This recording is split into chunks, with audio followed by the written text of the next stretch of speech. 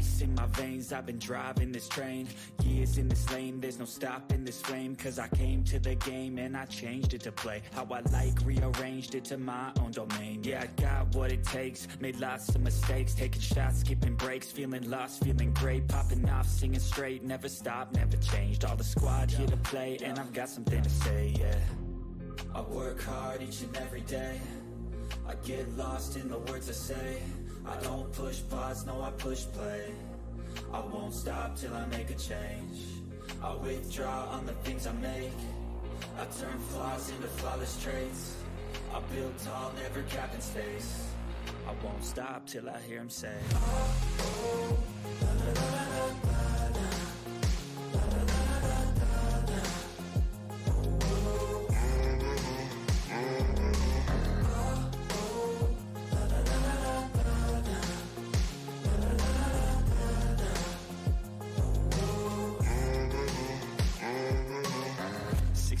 And I'm up again. I got tired eyes, need a cup of blend. That's right, in the AM, that's my only friend. No light, just the sun coming up on the horizon. I lose track of time, yeah, I move fast and climb a new class divine, yeah, true passion shines. And I'm through passing time, I choose stacking dimes. You snooze half the time while I move passing by. I work hard each and every day, I get lost in the words I say. I don't push pause, no I push play. I won't stop till I make a change. I withdraw on the things I make. I turn flaws into flawless traits. I build tall, never cap in space. I won't stop till I hear him say, oh, oh, la, la, la, la, la.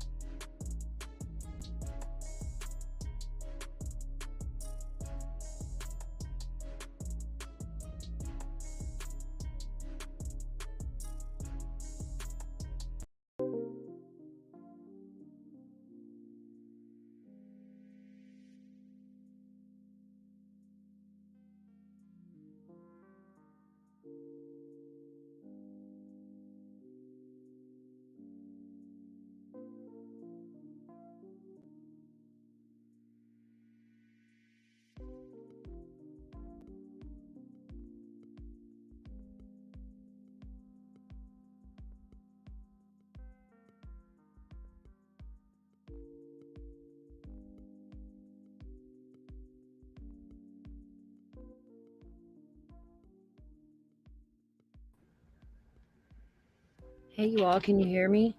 Whoever's here. Sunshine, are you still here? Can you hear me? Let me see if I can get my headphones plugged up here.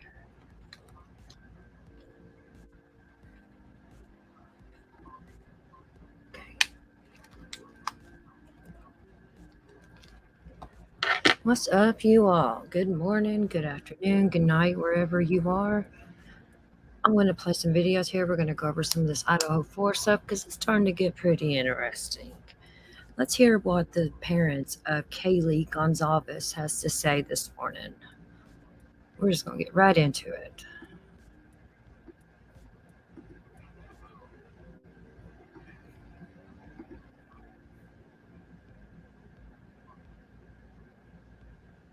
And now the 28-year-old suspect in the murders of the 4 Idaho college students waived extradition today in Pennsylvania and will be brought right to Moscow, Idaho to face charges. Joining us now are the parents of victim Kaylee Gonzalez. Steve and Christy Gonzalez are with us along with their attorney, Shannon Gray. Steve, I look at you as a father. I look at your bride next to you, and I've thought this all throughout my life that there's nothing worse than losing a child. It's taken a long time. First of all, does that give you any peace of mind? Do you want to know details? Where are you in this grieving process? I would imagine that's not something you get over. Honestly, I feel a little bit lucky knowing that we have somebody and there's a person of interest. Nothing feels worse than having nobody and just nothing but doubt. And 7 weeks of that, or close to 7 weeks of that, was a tremendous amount of pressure on us. And your children look for you to tell them what's going to happen and how things are going to go. And you can't control anything, and you just sit back and you just wait, and it's very hard to get over. And Christy, you're a mom. This is your precious, your beautiful daughter, and you will never see her again. I can't imagine all the pain you're going through as a mom. It's terrible, just as anybody could imagine. It's just like a nightmare that you just never ever wake up from. There's not a second throughout the day that I don't think about Kaylee and what happened to her. It's sickening. Steve, it took the law enforcement a while. It looks like they got they went very deep, and they were very creative, and they looked at databases, and they were able to match DNA from a database, which I think was pretty sophisticated investigating on their part. How do you feel the police have handled all of this? Well, there's a lot of pressure even for them. I think that, it's never fast enough for a father. You're impatient and you want to know everything right then and there, but I feel good. I feel like they've done a tremendous job. I know that they have been working hard. We just had a lot of holidays. These guys were working out of town. I really appreciate all the effort that they gave. I mean, there was times where I was tough on them, but I know these are strong men and women, and I know they can handle just a little bit of pushback. And we are where we want to be, and they put us there. Christy, I know for myself, I have 2 kids. If this ever happened to me, I can't put myself in your shoes. You can't really understand unless you go through something like that.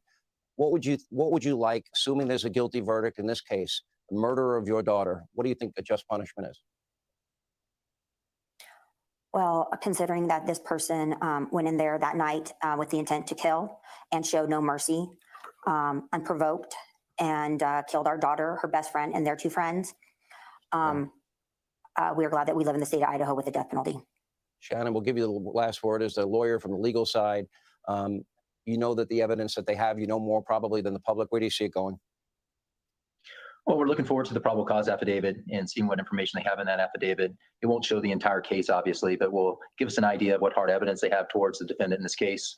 And we're hopeful that it's strong. And moving forward, we're just the beginning of the criminal justice system. So it's still a long haul from here, but we're hopeful and optimistic. All right, Shannon, thank you. Steve and Christy, I'm so sorry. And I know I speak for my entire audience when I say that. You're in our prayers. This is a heartbreaking story, and I hope he gets the justice he deserves. Thank you both. Hey, Sean.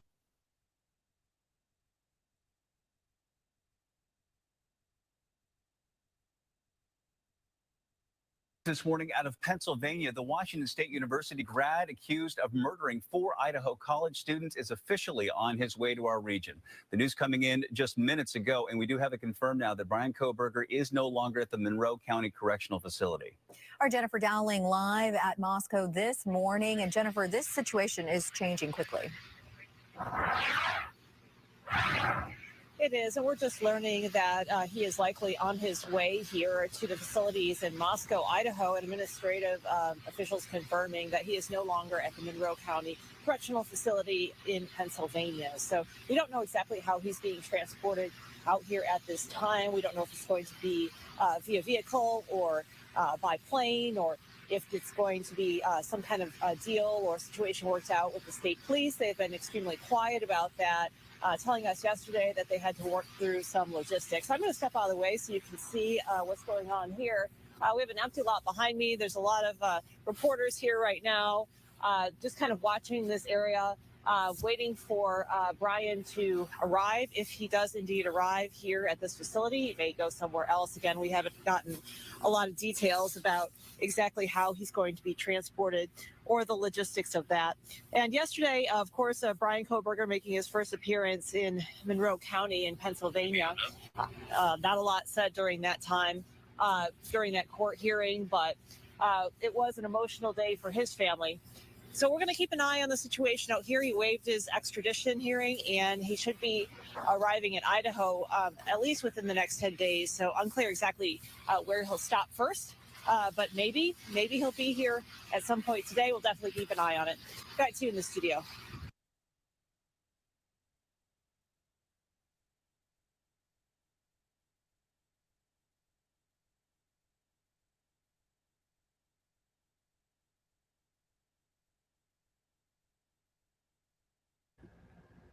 Hey, Wacky Tacky, Frank. Good to see y'all here. Got us a little members only going on something. I'm just testing it out, trying it out because I don't really know what I'm doing, but thought it'd be good. Slow day, have some members only going and try it out. At first, man, whenever I done it, it took the whole damn live private. It's like, no, I don't want to do that. But we're going to watch some stuff on this week. I'm really gotten into it now since they found somebody and his criminal justice background, and I'm interested in that mind. What's his mind thinking?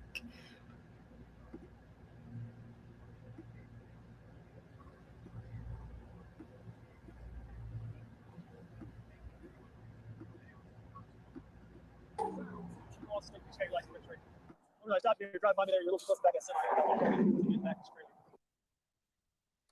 And welcome to Law and Crime, coming to you live from Moscow, Idaho. I'm Anjanette Levy, and we are here at the airport. It's a regional airport for the Moscow, Idaho, Pullman, Washington area, and we are awaiting the arrival of Brian Kohberger. He was released from the Monroe County Jail in Pennsylvania earlier this morning into the custody of Pennsylvania State Police. So the process to extradite him, to bring him back to Idaho to answer to the murder charges for the murders of Kaylee Gonsalves, Maddie Mogen, Xana Kernodle, and Ethan Chapin is underway. We don't know exactly where he is in this process, but we believe he will be flown into this airport via private plane. Again, officials are being mum on that. They are not giving us any information because of security concerns. But we've talked to people in this business, in this line of work, who transport prisoners, who believe this will be done via private plane. So we are expecting him back in Idaho sometime today. When he is brought back here, he will be booked into the Latah County Jail, just like any other inmate would be. And on this show, as always, we take your questions. So please submit them to us via Twitter, Facebook, Twitch, or even on our YouTube chat, and we will do our best to answer them. And we want to get right to your questions right now.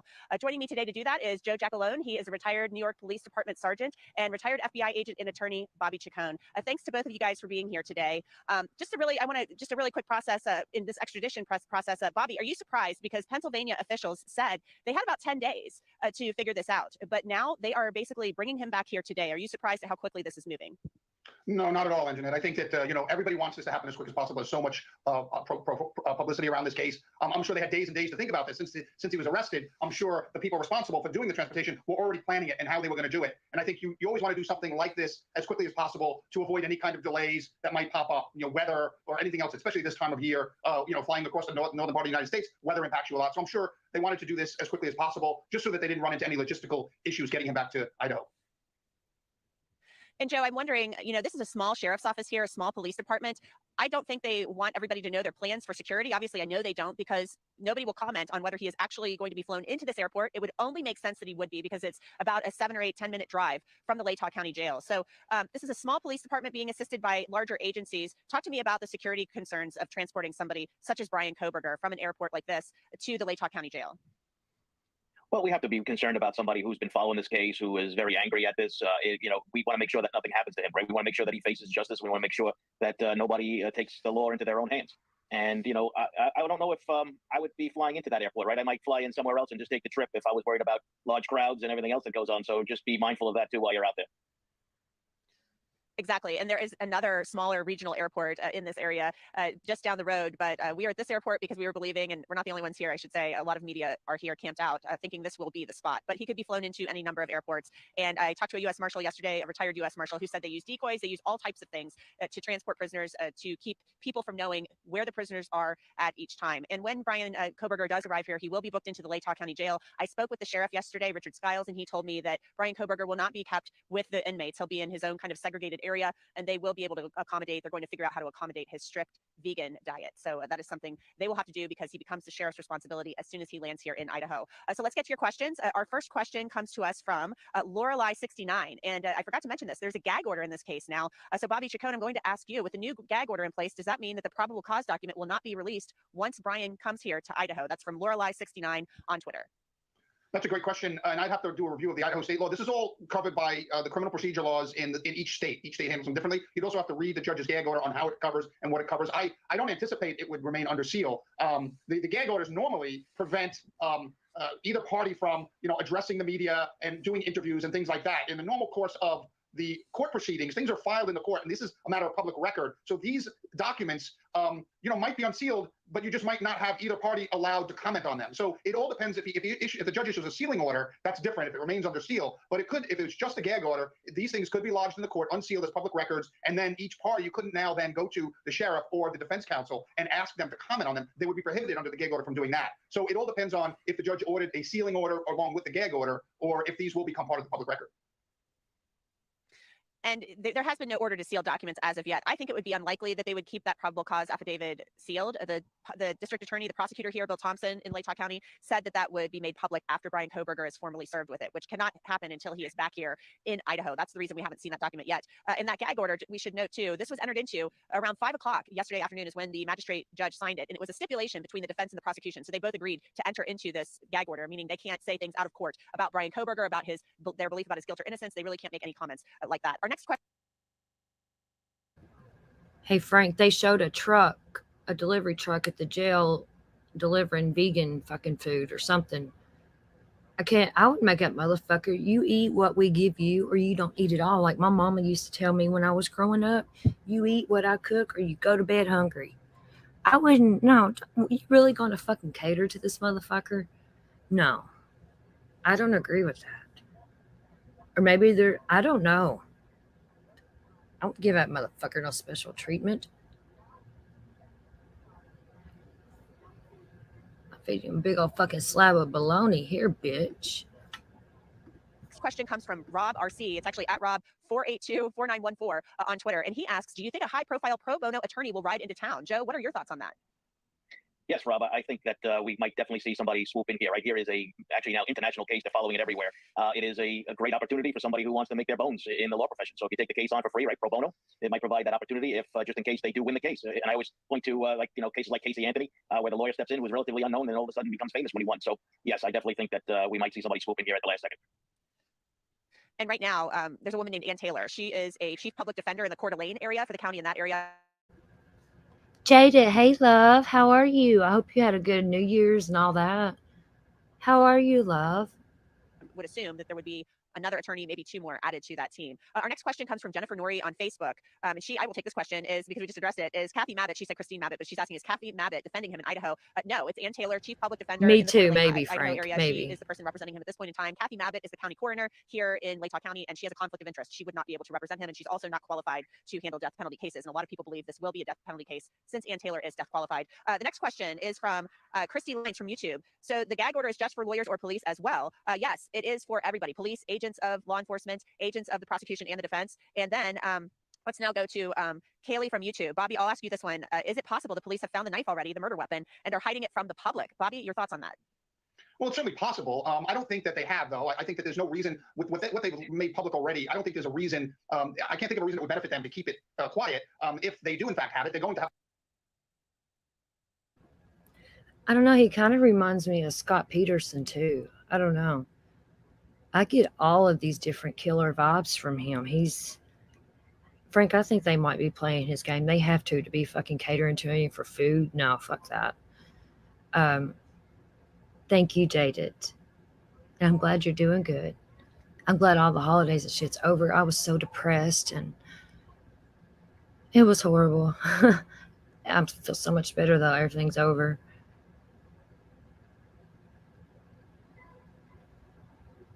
The vibes and the looks and stuff, all these different killers that he's like a chameleon. I swear he is. Going to have to let the defense know fairly quickly. The defense has a right then to have that knife tested and to see all the reports related to the knife and whether the police ran any tests on it. And so part of the discovery, the pretrial discovery. So I think that I don't personally think they have it. They could, it's possible, but I'm trying to think of a possible benefit they would gain by not publicizing it. And I can't really think of one. So I don't think they have it. And they said as late as last Friday they didn't have the murder weapon. So we know they He looks older than 28 too, in my opinion. executed search warrants at the apartment of Bryan Kohberger near the Washington State University campus and also at his parents' home. So we know that those search warrants were executed, and we don't know what they found. All of those documents remain sealed at this point in time. Jennifer Rose asks, Joe, and I'll throw this one to you. Jennifer Rose from YouTube asks, what happens now when Bryan Kohberger goes back to Idaho? Hi, Jennifer. Like I said, he's going to get booked into the process over there. Remember that an arrest warrant was issued. They have to close out the arrest warrant as soon as he arrives in Idaho. They'll file their appropriate papers with the court saying that he is in custody, and then he will be put into a segregated section. Right, he's not going to be put into the general population for fear of his safety. And then they already made a statement about how he's going to be fed. Right, they're going to follow the rules on that. And then I think the investigators will be given an opportunity to sit down with his attorney or attorneys and to see if he is willing to talk. And if he's willing to talk, then they can go about and Mirandize him and go through the process that way to see if they can find out more. I'm not hopeful for that part, right? I don't think the lawyers are going to let him talk, but I think that's the next step that we will see today as soon as he lands and gets in the courthouse. And our next question comes from Fernanda Volcanis from YouTube. And Fernanda is asking, Bobby, I'll ask you this. After Bryan Kohberger arrives in Idaho, what will be the police's job on the case? I think she's talking about the Moscow police. So what is their role now that we're in the prosecution stage of this case? Well, they will remain partners in this case. I mean, the very famous Law and Order series, we always see the detectives work the first half of the case and then the prosecutors take over. But it really is a partnership. So there'll be several teams of police. Some will be working directly with the prosecutors. Literally every day, those detectives will go over to the prosecutor's office or where they have what we call a war room, where all of the evidence is being compiled and compared and put up on walls and looked at. And then you still have other teams of police executing search warrants or doing a lot of interviews or re-interviewing people. So there's a lot still going on. There'll be a whole dedicated team of police working still with the prosecutors at the courthouse or at the prosecutor's office, going through that evidence. Because remember, the evidence still remains in the police evidence room. It gets checked out for prosecutors to look at it, for it to go to a laboratory to be examined. But it always comes back to the evidence room at the police department. And so they facilitate the movement of the evidence and the review of the evidence, making sure that chain of custody is maintained. So there'll be a dedicated team still working with the prosecutors hand in hand, and there'll also be teams out doing follow-up investigations as this moves along. Yeah, exactly. They'll still be on the case for sure. And it sounds like from what I've heard and what the discussions have been, is that the lead investigators on this case, one is a Moscow police detective and one is an Idaho State Police detective. So they'll be working together. Obviously, the FBI is still assisting. We are still taking your questions, but we need to take a quick break. So keep your questions coming on Twitter, Facebook, Twitch, and on our YouTube chat. Stay with us. I'm Anjanette Levy coming to you live from Moscow, Idaho, and you are watching Law and Crime.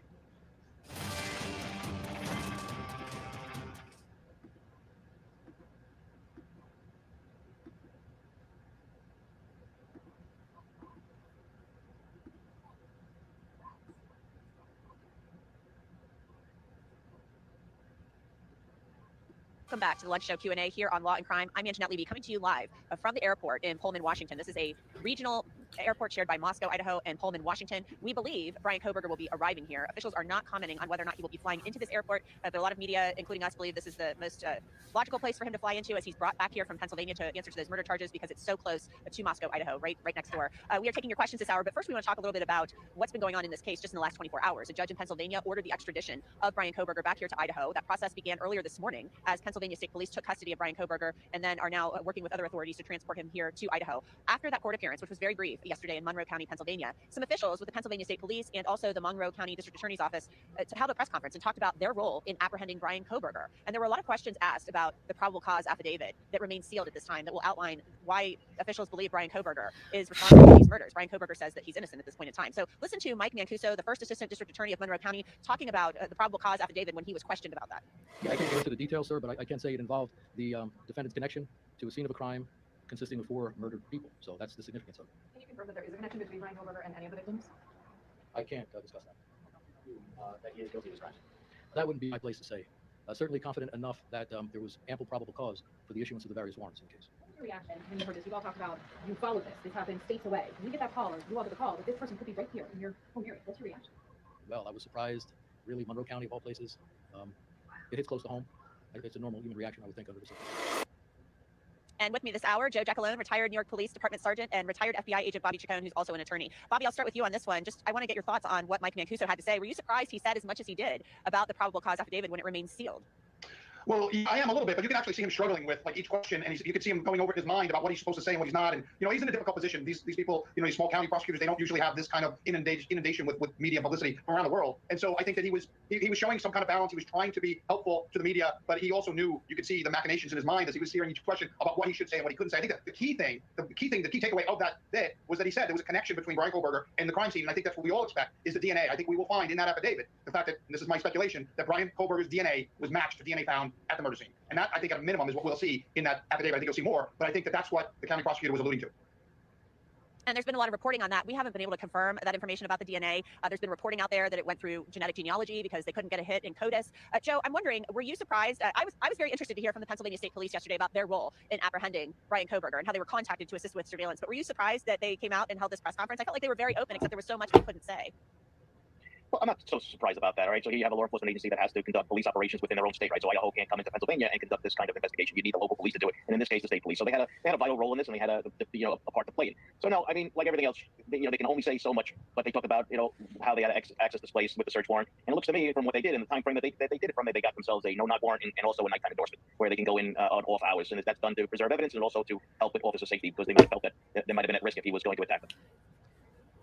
And it was around 1:40, 1:45 in the morning when they went into that house. Late at night, probably they wanted to catch people when they were sleeping, and as you said, concerns about possible destruction of evidence. Let's get back to our viewer questions. Keep them coming on Twitter, Facebook, YouTube, Twitch. We will get to as many of them as we can. The next one comes from Susan D from YouTube.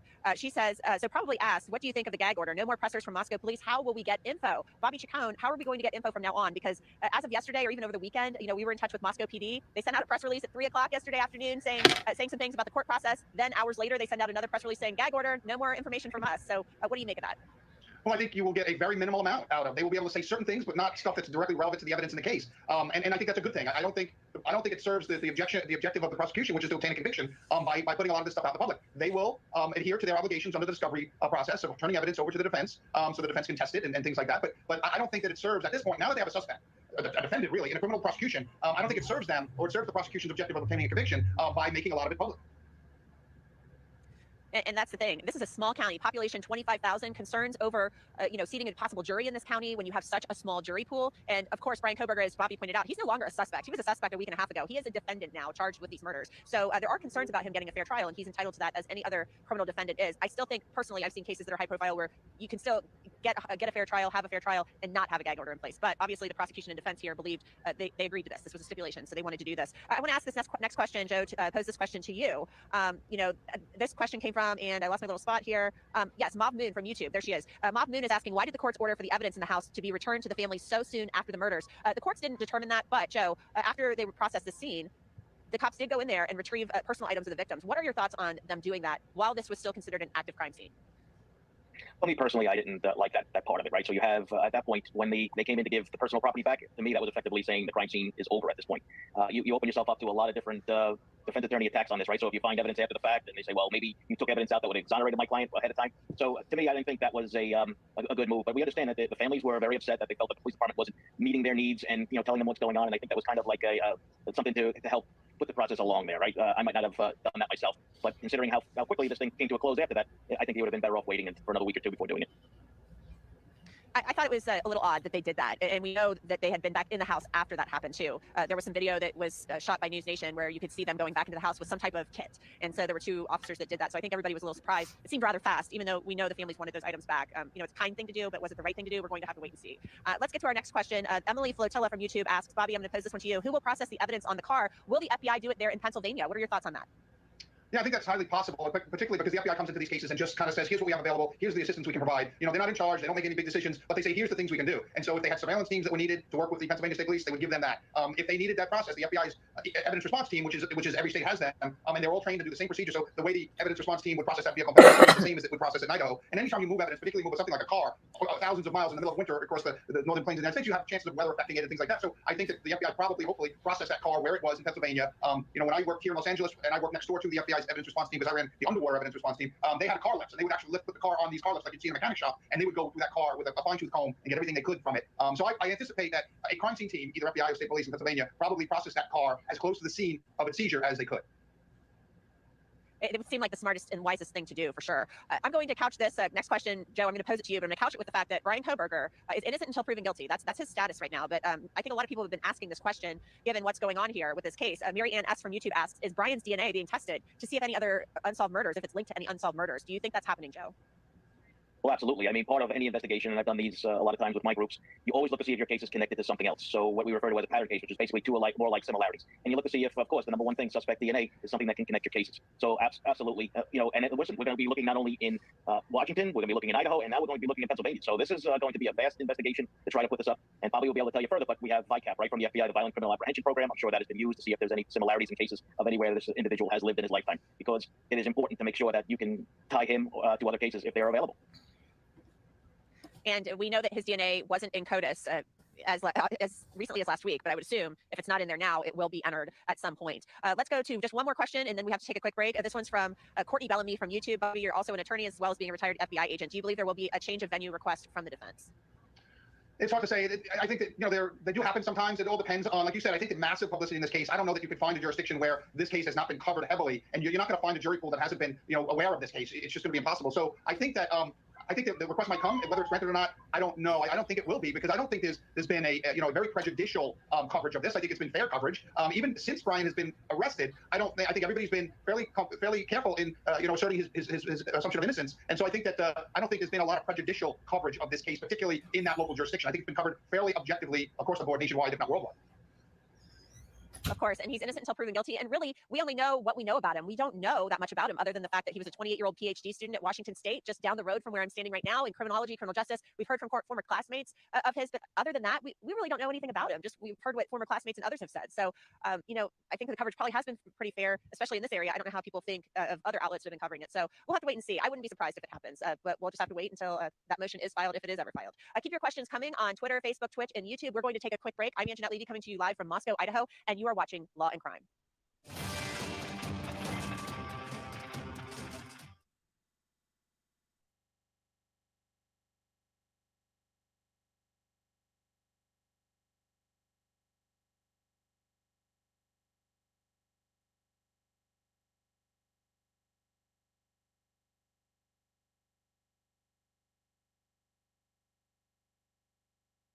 Live from Moscow, Idaho. We're actually at the airport that's in between Moscow and Pullman, Washington. This is where we expect Bryan Kohberger to arrive sometime today by plane, as he is extradited from Pennsylvania to Idaho to come back here to answer to those murder charges. Bryan Kohberger is a 28-year-old PhD student from Washington State University, just down the road from where I'm standing right now. He is charged with the murders of Kaylee Goncalves, Maddie Mogen, Ethan Chapin, and Xana Kernodle, all four of them stabbed to death in the King Road home in Moscow, Idaho on November 13th. We want to take a listen to a little bit of what happened yesterday after the extradition hearing for Bryan Kohberger in Monroe County, Pennsylvania. The Pennsylvania State Police and the district attorney there held a press conference and talked about their role in assisting Moscow PD, the FBI, and Idaho State Police in apprehending and surveilling Bryan Kohberger after he arrived in Pennsylvania for the Christmas break sometime after December 15th of this year, or last year rather. So let's listen to what Sergeant Christopher Paris from the Pennsylvania State Police had to say about their involvement and when they were contacted about assisting with this case. So I would answer the question this way. I don't want to get into a timeline in terms of when we were notified by the FBI, when the surveillance began. Obviously, we know on Thursday night into Friday morning is when the warrants were served. I would say, as a credit to the professionals, both standing behind me and others not here, many others not here, the information was held very close. And we did not want to have any situation where Mr. Kohberger potentially would be tipped off. So as a result of that, I would say a close number of approximately 7 to 8 individuals, maybe 10 on the most within the PSP side of this operation knew about it. And for days, can we say? Or? I would say for a period of time. I would not feel comfortable commenting more than that for a period of time. And then as the tactical assets were brought in. And that was Christopher Paris from the Pennsylvania State Police answering a question about when they were called to assist the FBI and Moscow PD with surveilling and apprehending Bryan Kohberger. With me is Bobby Chacon, a retired FBI agent and attorney, and Joe Giacalone, a retired NYPD sergeant. So Bobby, I'm going to ask you about what Christopher Paris had to say. He won't get into the timeline, but obviously Moscow PD, they needed help with this. We know the FBI was involved with this as well in the surveillance. So asking Pennsylvania State Police to assist with this, why wouldn't the FBI just handle this on their own? Why would they need Pennsylvania State Police to come in and assist with it? Well, it depends on the manpower it needs. 24/7 surveillance. If you're going to do it even for a couple of days, even for 4 or 5 days, and think about it, a surveillance team is anywhere from 8 to 10 people, in different vehicles. If you're doing that kind of surveillance, so you don't get seen, that's 3 shifts of that. You're talking about, a person in each vehicle at 8 or 10 people. You're talking about 30, 40, 50 people with days off and stuff. If you start doing this, 24/7 for 4 or 5 days. And so I think that the manpower needs. I think the FBI has really good partnerships with all the state polices. Certainly the Philadelphia office and the Pittsburgh office in Pennsylvania have good. One of my FBI classmates was a former Pennsylvania State Police trooper, and I'm sure they have good working relationships. And they just reached out and said, look, we need some people, we need some help with this, what we're doing. And I'm sure they've worked together before in the past. And so it's just a natural thing when you're going into an endeavor that's very manpower intensive, which surveillance is. It's very manpower intensive. And so I think it's natural to partner up with the state police in that kind of thing. And Joe, this surveillance I'm always really intrigued by this. This was a gated community where he lived, or at least where his parents lived and where he was staying over that Christmas break. So I was thinking to myself last week, wow, how did they hang out in a gated community to do surveillance on this guy? I'm assuming they were parked down the street or parked somewhere where they could see the house. And then maybe if he left, they were following him. So how do you do that? How do you make sure you're kind of like, hidden in plain sight when you're inside a gated community where you're not expecting to see people unless they live there, or maybe the Amazon driver? Yeah, you have to be real careful with a closed-in community like that, because they will be able to spot strangers right away. Specifically, if you're, worried about people looking for. Okay, but I showed a little short today. I made a short.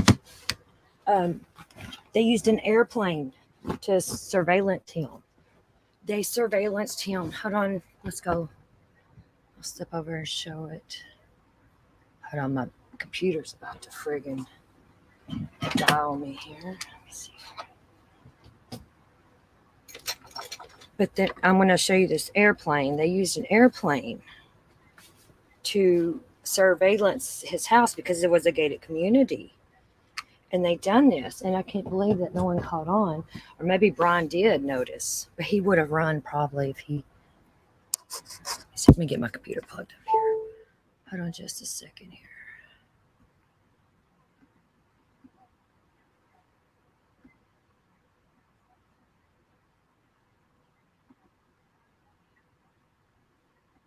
See, they use this.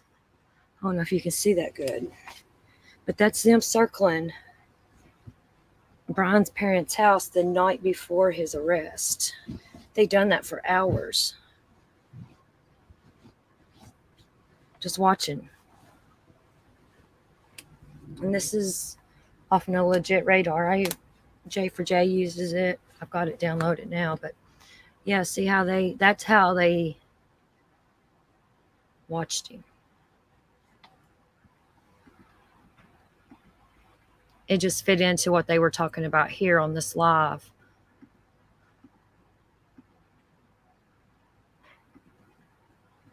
Looking for your paranoid, something that you might be keyed on. But listen, law enforcement is very resourceful. I doubt that they, said we were looking for a specific person, but. No, Frank, it was a real plane, an actual plane. Is going to say no, but it wasn't specific.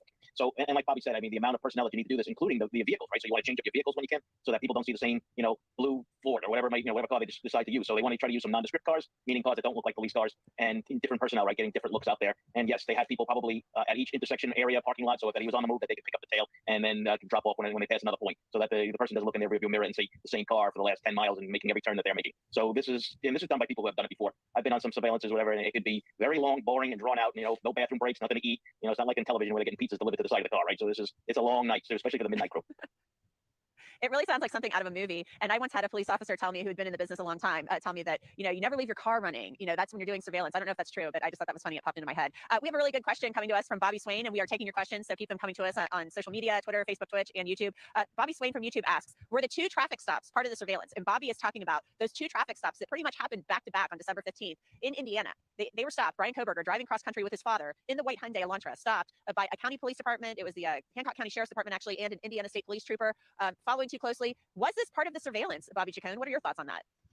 Well, definitely it could be. I mean, I've used that ruse in the past. When I worked gangs in New York City, my partner was an NYPD detective. He had a citywide radio. We could often have a radio car, an RMP come by and do a stop, a pretend stop. Oh, you rolled through a stop sign, or you didn't full stop on red before you turned right, or speeding, or whatever it is, to identify people in the vehicle, get IDs on people, see what's going on, see who the vehicle's registered to. For any number of reasons, if you want that vehicle stopped, we were always able to enlist the assistance of the NYPD, of a MARC unit, and make that stop and get that information. So it is a ruse that we use. I've used it myself. Whether or not it was used in this case, I don't know. I think if it was used in this case, I don't think both were. A stop like this particular stop with the video, I don't think this was was because he didn't do some of the things that I would think he would do if they asked him to stop. So it all depends. Like, if, for example, if they're looking for his DNA, they might have him use the officer's pen to sign the warning citation that he gives them, and the officer gets the pen back and puts it in a baggie, whatever that is. But and also, you wouldn't want to do two stops close together because that might raise up the person you're trying to get information from. So you'd only want to do one stop. You wouldn't do two. And in that video, that officer one video, you hear him say, "Oh, we were just stopped by the state police." And he says, "State police? Well, we don't have SUVs. It must have been a local guy." So so already they're thinking, why are we getting pulled over so many times in a short period of time? So I think definitely one of them could be. I doubt both of them were. One odd thing from that video, and I just want to mention this, I thought it was odd, and some followers on Twitter pointed this out to me as well. They didn't even ask for his license. I thought that was a little weird, that they didn't ask for his license and run him or anything like that. Not that anything would have showed up, but that didn't happen. We're going to take a quick break. We're going to continue to take your questions, so keep them coming to us. But we'll be right back. You are watching Law and Crime, coming to you live from Moscow, Idaho.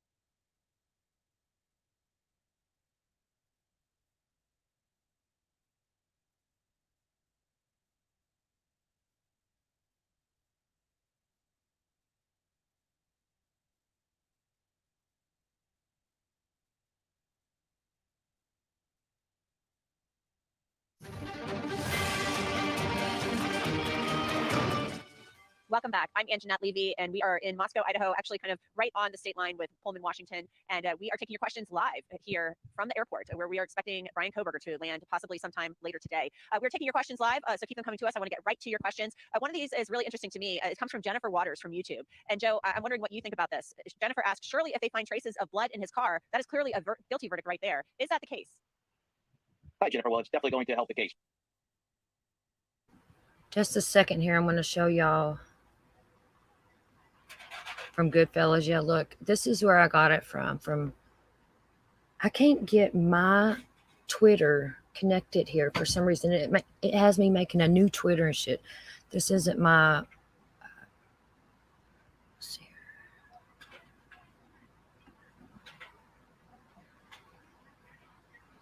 Where's it at? Can y'all see this, Jay Kuda? Can y'all see this? This is where I got it from here, and we'll watch it. But yeah.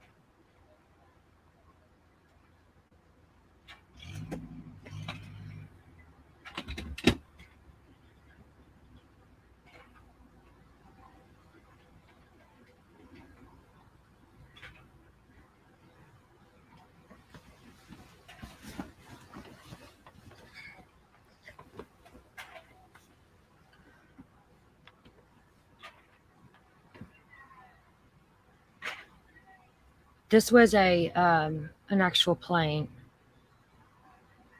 Drones are cool. I like when Benny flies his drone. I know he didn't. It's weird they didn't see it, and maybe he had no clue they were really onto him, you know? But yeah, that's that.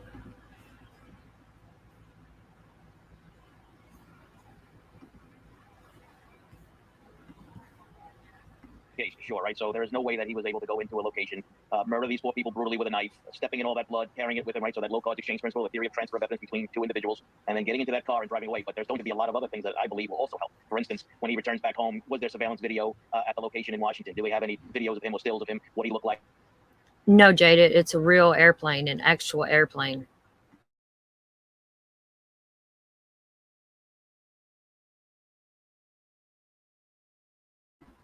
Thank you, Frank. Love you, bro. And that could be because of the fact that, remember, they said they bag their hands. When you have an up-close and personal attack like this, and we already know that there was defensive wounds on a few of the victims, that there's a chance that the victim scratched him and then had that DNA under their fingernails. And I think that will also help. So you tie all these pieces together, all this investigation, and that's how you put a case with a nice bow on top of it for a prosecutor. Most definitely. And 300 interviews, that's a lot of interviews. I don't know if people understand just exactly how long that would take and how much material that is. Our next question, Bobby, comes from Judge Mental, not judgmental, Judge Mental from Twitter. And Judge Mental asks, will the defense be likely to ask that files remain sealed in this case? Yes, I think they will, because they get access to everything, obviously, and even if it's sealed, obviously. But the defense probably wants the least amount of the file out in public because, it could take the jury pool. And if it's, if parts of the file really point to his guilt, and the prosecution probably wants the same thing. They want to keep that from the public. They don't want this, looked over and over and over again. And of course, like I said, the defense will have access to everything that the prosecution has through the discovery process. There are no gotcha moments in court, or very few, like they show on TV, because the defense generally will have access to everything and in advance, well in advance, that the prosecution intends to use at trial. So, I think it's possible. I think that the defense might ask for that. But, they're going to ask for a lot of things, and they're going to try to, like the previous question about the blood in the car. This case cannot hang on one piece of evidence or one incident or one thing. When you're asking a jury, particularly if they do seek the death penalty, when you're asking the jury to invoke the death penalty, the bar is just that much higher. It's still beyond a reasonable doubt, but now you're asking the jury to put someone to death, and so I think that becomes, a higher bar. And so I think this is going to have to rest on many, many different pieces of evidence, but I think they have them. Yeah, very interesting. Mad Marsha has a question. I'll take this one. Are they sure that this is the airport they're flying into? We're not sure, but we think it's the most likely. So that's that one. And then we literally have probably 20 seconds left. Bobby Swain asks again, Joe, where the car was between November 13th and December 15th and why nobody saw it. It's possible, Joe, don't you think, just briefly, that maybe somebody did see it and didn't put it together? Exactly. I mean, the car could be moved around in different locations in and around that area there. I mean, we're talking very rural from what I've seen. I've never been there, but Hey, it be looks very rural, so good. yeah, it could be easily hidden. Hey. Yeah. Well, thanks, Joe. Thanks, Bobby. And thank you. We will keep you Love posted on the you. web. Hope you're Have a good good. afternoon.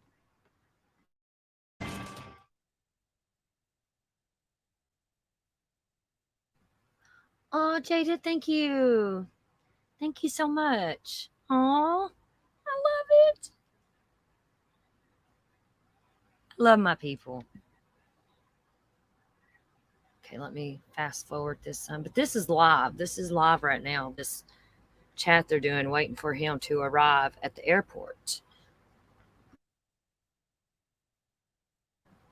And be good. That's kind of fucked up. They put a gag order on this, considering how many people they know is invested in this. And I hate when they do that shit. Like they want to throw out here, help us. But then when shit goes down, they don't want to help us know what the fuck's going on. You know what I mean? It's not right. Just like in Kylie's case, Kylie's mom, leave us alone. Shut up. Quit talking about it. Honor and something. No, you can't sit here and ask us to help you find your daughter or find what happened or a murder or whatever, and then tell us to shut up whenever they find them. And no.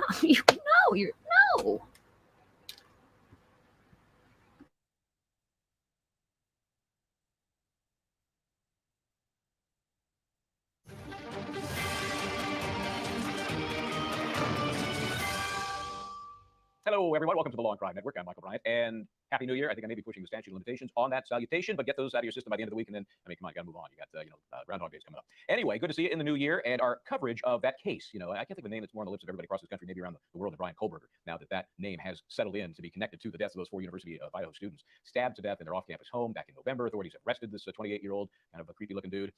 He is now charged with those brutal murders. Not officially charged yet because he was taken into custody in Monroe County, Pennsylvania. That was on the 30th of December. Waived extradition. Yesterday we had that. Let me just say before I get too deep into today, C.R. Gillespie was out there. Of course, Anjanette Levy in Idaho, both doing a tremendous job, and I was able to just sit back and enjoy eating bonbons on my couch. So good job to everybody involved in that as we continue to follow this case. And right now, I believe he's probably en route via aerial plane. And as long as he's not on Spirit Airlines, probably going to get to Idaho pretty soon. And of course, Anjanette is on the ground there. We'll keep us posted if that does take place anytime soon here. When it does, we will bring that to you. So now he will face those charges. That'll happen when he arrives in Idaho.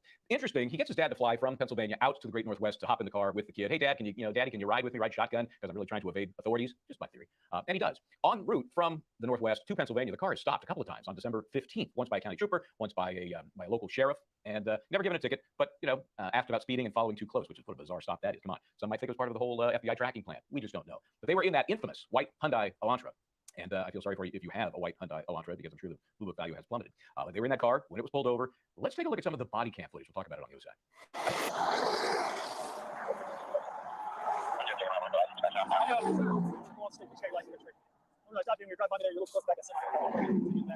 Okay, first of all, if you have 2 minutes, 10 seconds of your life you can't ever get back, you can watch the rest of that video of the door handle of the white Elantra. I'm not sure why the body cam was situated as it was with this trooper, so that you get nothing but below the window line of the car. Just an adjustment to be made, just a suggestion perhaps. It would have been so nice to see the reactions of Kohberger and his dad during this Q&A, because they talked kind of congenially about, hey, if you want to not get a ticket or pulled over for traveling too close to another vehicle, you got to figure 1 car space per 10 miles per hour. You're going 70, that's 7. I mean, it was a nothing conversation in terms of any liability for the way he was driving. It makes you wonder why in the heck that was going on. So rather than my just kind of speculate about this, let's talk to my guests. They're much better at doing this than I am. I have criminal defense attorney Alalay Cameron and criminal defense attorney Jeffrey Wolf. Jeffrey of Denver, Alalay of Los Angeles. Thank you both for being here. I appreciate it. Alalay, let me ask you this. Is this just part of the old FBI tracking of this guy as he crossed the country, or was it pure coincidence that 2 different law enforcement agents in Indiana pulled this car over? We're not going to know until we actually get into the evidence. And sometimes you don't even know unless sometimes these are called wall stops. There's information going from one agency to another agency. We're not necessarily going to know, but it's a little peculiar that he stopped twice on the same day. I think the news outlets are telling us that they didn't know, the father or the law enforcement agencies didn't know anything about the Elantra, but I find that rather suspicious. Seems to me like there was an APD out looking for a white Elantra. So your guess is as good as mine. Yeah, I mean, was there anybody really at that point in the process? It was, the murders took place on the 13th of November. The car became an issue a few weeks later. I can't imagine there's any law enforcement agency anywhere that didn't at least have a clue that that was the particular vehicle that was being looked for. Jeff, what do you think about this? And is it just a whole conspiracy theory, or is it just the greatest coincidence ever? Well, honestly, it could be either. And I know you want us to pick, but it's hard to do because we have so little information from law enforcement here. It is certainly odd to see somebody stopped for following too close, unless you've represented people in rural jurisdictions where that's really all the police have to do is to try and keep the highway safe. So it's not something, and you see they're in the middle of nowhere. So when you're out there, it's not something that you're going to see as an unusual reason for somebody to be pulled over. What is unusual to me is that if you're driving cross country, knowing that you potentially are being investigated for murdering 4 people, that you're going to speed and follow too closely. You might want to follow the rules of the road. At least be as good as the DUI driver going 5 miles per hour under the speed limit. Get it together, man. This guy is having a very tough time keeping it together. There's the reports that in the jails, he's exposing himself to other female inmates that are in there, that he's telling the deputies in the jail that he's going to cut them like he cut those kids. This is a guy who thinks he's smarter than he is based on his own behavior, because when you're leaving to drive cross country, don't speed. So that is your official tip. Go 5 miles under the speed limit if you're driving under the influence. Of course, we're not suggesting anybody drive under the influence. But yes, it makes perfect sense. You're going to be extra careful in how you follow the simplest of rules. But it also leads you to wonder, were they just going to do one of those, oh, your registration is out of date. Just looking for a reason to pull this car over so they can see if it, in fact, contained the guy they were looking for. You're right, Alalay. We may not know that till the end of this case. After the extradition hearing yesterday, Pennsylvania State Police held a press conference. They wanted to talk about Kohberger's arrest. Let's listen to this. This is Monroe County Assistant District Attorney Mike Mancuso. I want to give my condolences to the families of the victims out in Idaho for their loss. It's my sincere hope that this marks a clear step in the right direction of effectuating justice for those folks. My office's role was relatively recent. We weren't advised of the presence of the defendant in our county until only a couple days before the apprehension of the defendant. But when we were told, we came together and worked very closely with Captain Kramer, who did an excellent job in almost like a clockwork operation. Part of my duties were to ensure that 3 separate search warrants were issued. Those affidavits attached to those search warrants are still under seal, so I can't discuss their contents with you. But one was for the person of Mr. Kohberger, collecting DNA and photographs, that sort of thing. One was for the white Elantra vehicle, which I understand has been seized and is being processed. And one was for the address, the residence itself that he's living in with his family.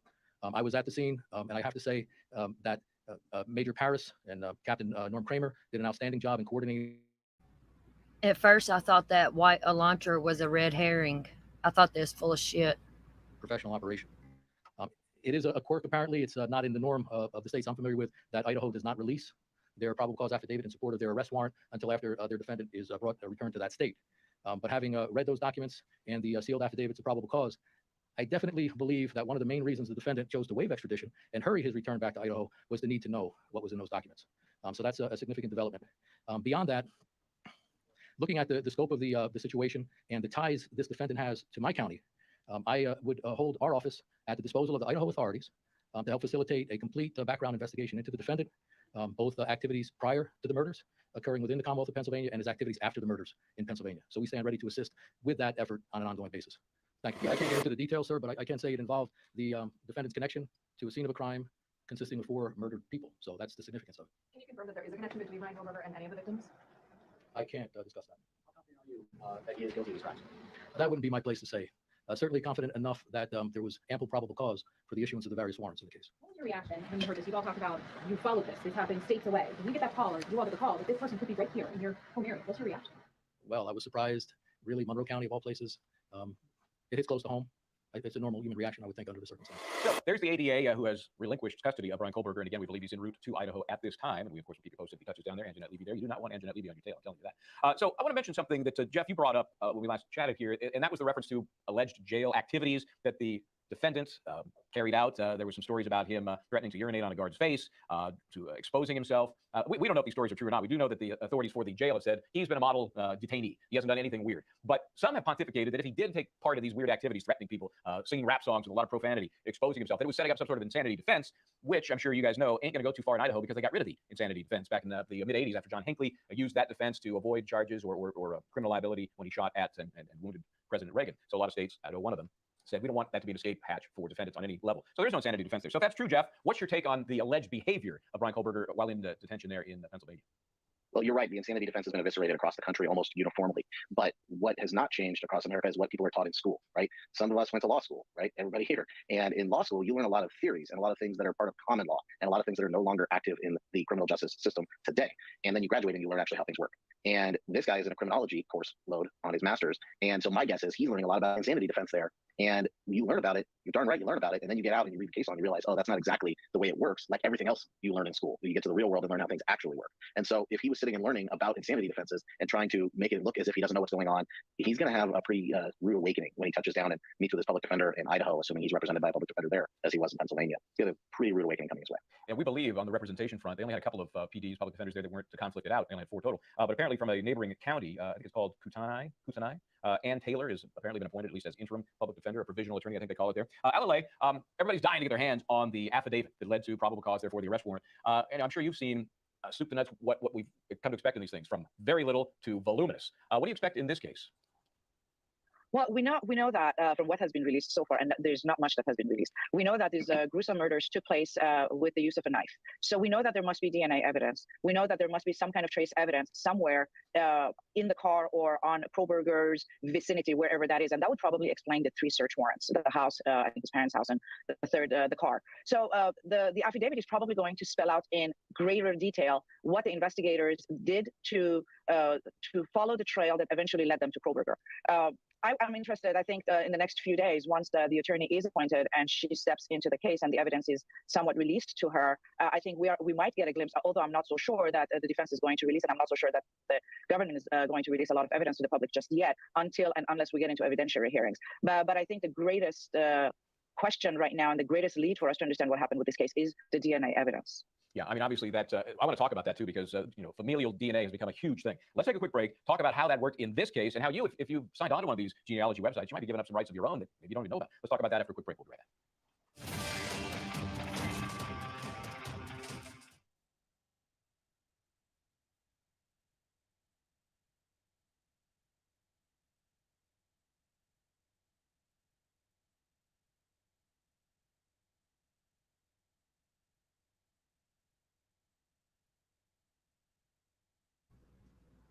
One second, y'all. We're going to take a little break here and talk too. Sorry, I had to get me a little dabadoo, and it chokes the hell out of me. Hold on just one second, y'all.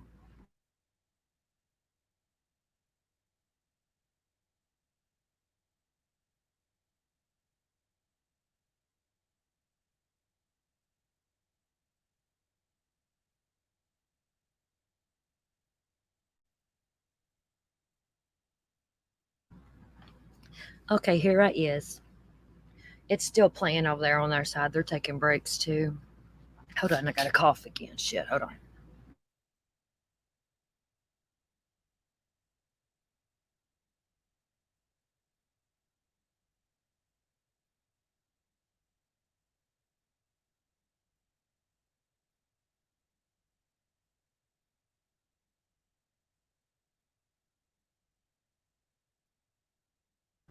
Hey, I'll tell you what we do while they're on a little break, then that way I can still continue my fair use on streaming them. There is a doctor that is going over this case.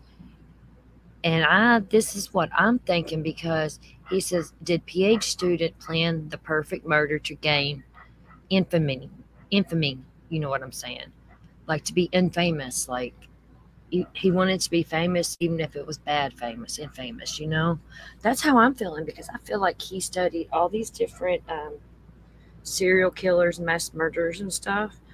And I think he put a little bit of each into his own murder and made it his own so he could be infamous. And I just ran across this morning. I haven't watched it, but I'm curious because this is what I've been saying too. So let's watch this while the other one's on break, while we're waiting for him to fly into Moscow or wherever he's flying into. This is Dr. Grande. Today's question is, can I offer an update on the Idaho quadruple murder, including the arrest of Brian Christopher Kohberger? Just a reminder, I'm not diagnosing anybody in this video, only speculating about what could be happening in a situation like this. If you enjoyed this video, please like it, subscribe to my channel, and consider supporting me on Patreon. I'll put the link to Patreon in the description for this video. First, I'll look at a brief background of the Idaho quadruple murder, take a look at the background of Brian Christopher Kohberger, then offer my analysis. On November 13, 2022, sometime between 3 and 4 a.m., 4 college students were murdered in a rental house in Moscow, Idaho. The students, 3 women and 1 man, were stabbed to death. The police investigation which followed generated a significant amount of interest from the public and led to 19,000 tips. Some people were concerned that the police had botched the investigation from the beginning and the killer may never be caught. In the rental house, the police discovered what they believed to be the killer's DNA, and there was a white Hyundai Elantra spotted near the scene of the murders. The police tracked the Hyundai to a suspect named Brian Christopher Kohberger and discovered that his DNA matched the DNA found at the crime scene. Law enforcement put him under surveillance at a residence in Albrightsville, Pennsylvania. This is about 50 minutes south of Scranton. On December 30, 2022, at 3 a.m., a SWAT team took Brian into custody. A white Hyundai Elantra was towed from outside the residence where he was staying. Brian has been charged with 4 counts of first-degree murder, as well as felony burglary. The police believe that Brian acted alone. At the time making this video, Brian is still in Pennsylvania, awaiting extradition to Idaho. His attorney said that he will waive extradition and will be denying any responsibility for the murders.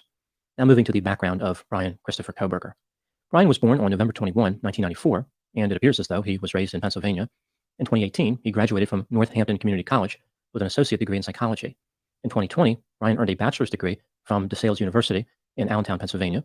In 2022, he graduated with a Master of Arts in Criminal Justice from the same school. As far as employment, Brian worked as a casual security officer for the Pleasant Valley School District from November 2018 until August 2021. A casual security officer probably refers to a part-time employee, although one could argue it's like a regular security officer, except more informal and relaxed. At the time of Brian's arrest, he was a PhD student studying criminology at Washington State University. He lived in an apartment in Pullman, Washington, about 10 miles from Moscow, Idaho, where the murders took place. Brian was an assistant instructor for 3 undergraduate criminal justice courses, led by the same professor. Some media outlets erroneously report. Wacky tacky, that's a good idea. I might do that too.